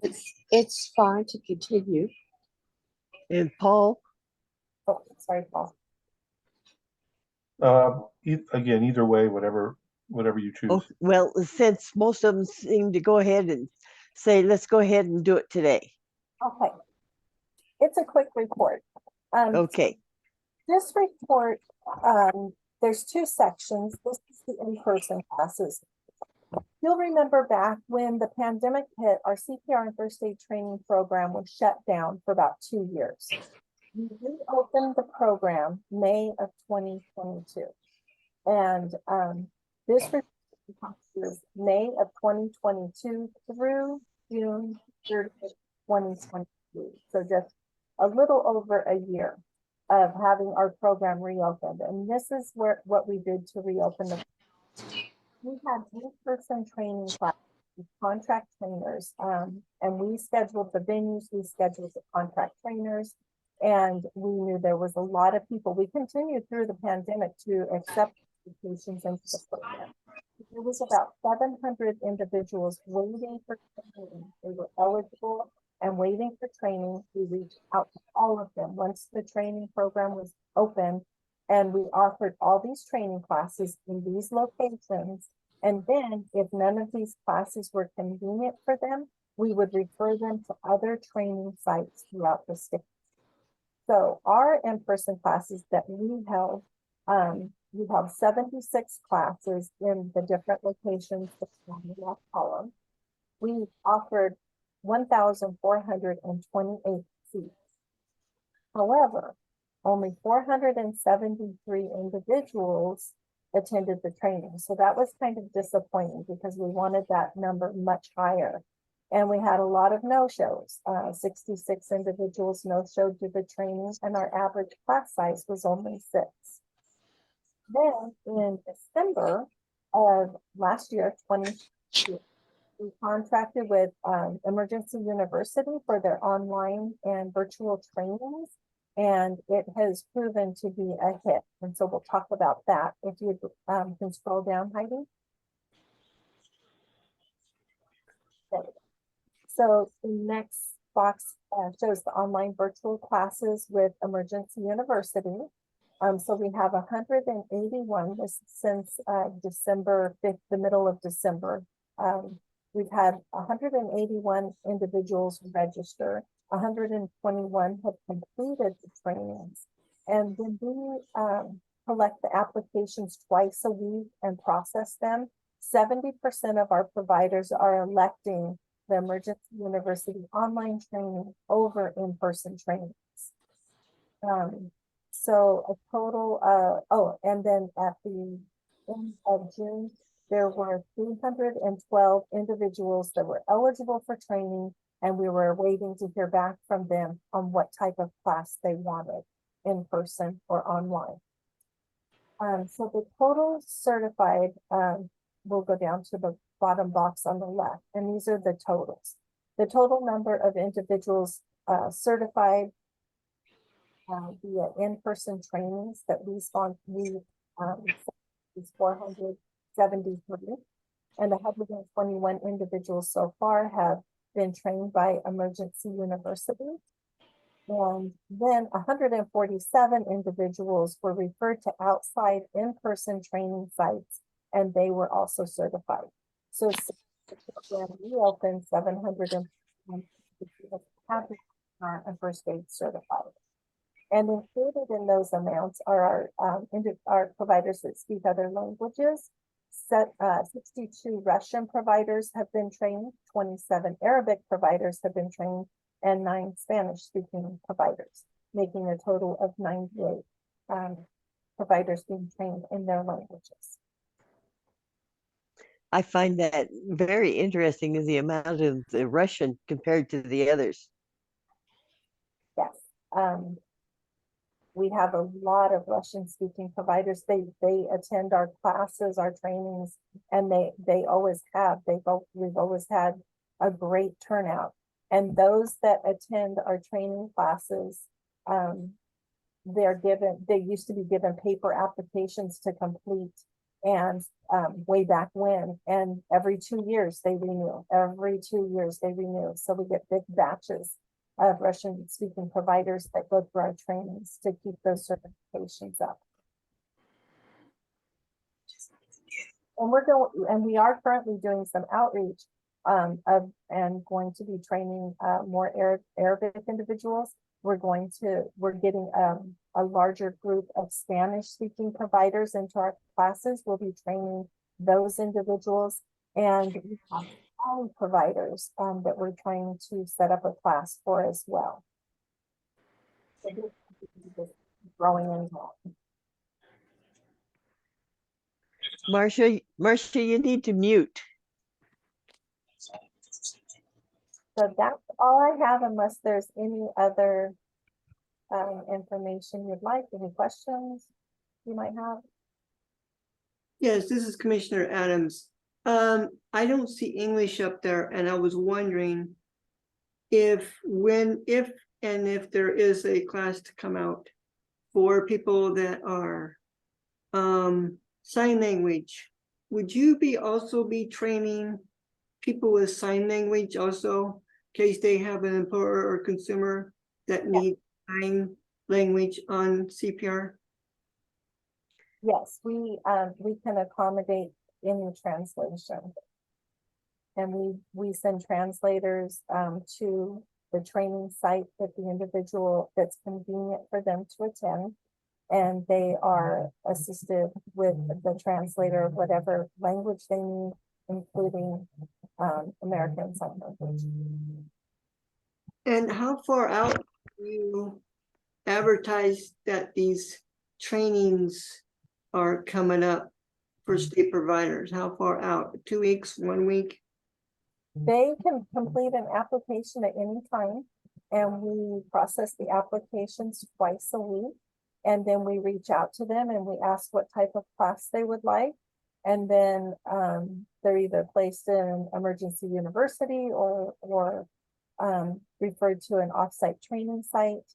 And so as soon as their applications are submitted, they are assisted within 5 days on getting into a class. Sometimes even shorter, but up to 5 days. Is that before or after they get the provider numbers? After. They have to have an active provider number to be eligible for training. Okay. And currently they have to have taken 2 of our training classes. Okay. Thank you. This has been very good information for us. Oh, good. Well, thanks for having. And thank you for your patience. Oh, no problem at all. Okay, well, this brings us to the end of our agenda. And I want to say thank you to the commissioners that have stayed on and hung in there with us. And I really appreciate that you're willing to be flexible and that this matters enough that you stayed with it today. Thank you a lot. So if nothing further, then I will declare an adjournment. Thank you, Ruth. Okay.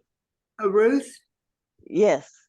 Is there a way that you and I can communicate without being recorded on our other committee while you're on camera? Not that I know of. Not unless you can go to your local office and set something up through your local, where you do your advocacy and see Do if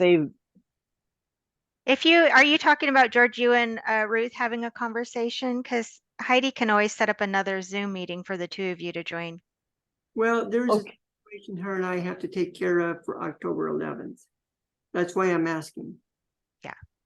So if that's something you would like to do, Heidi can set up a Zoom meeting and just invite the both of you.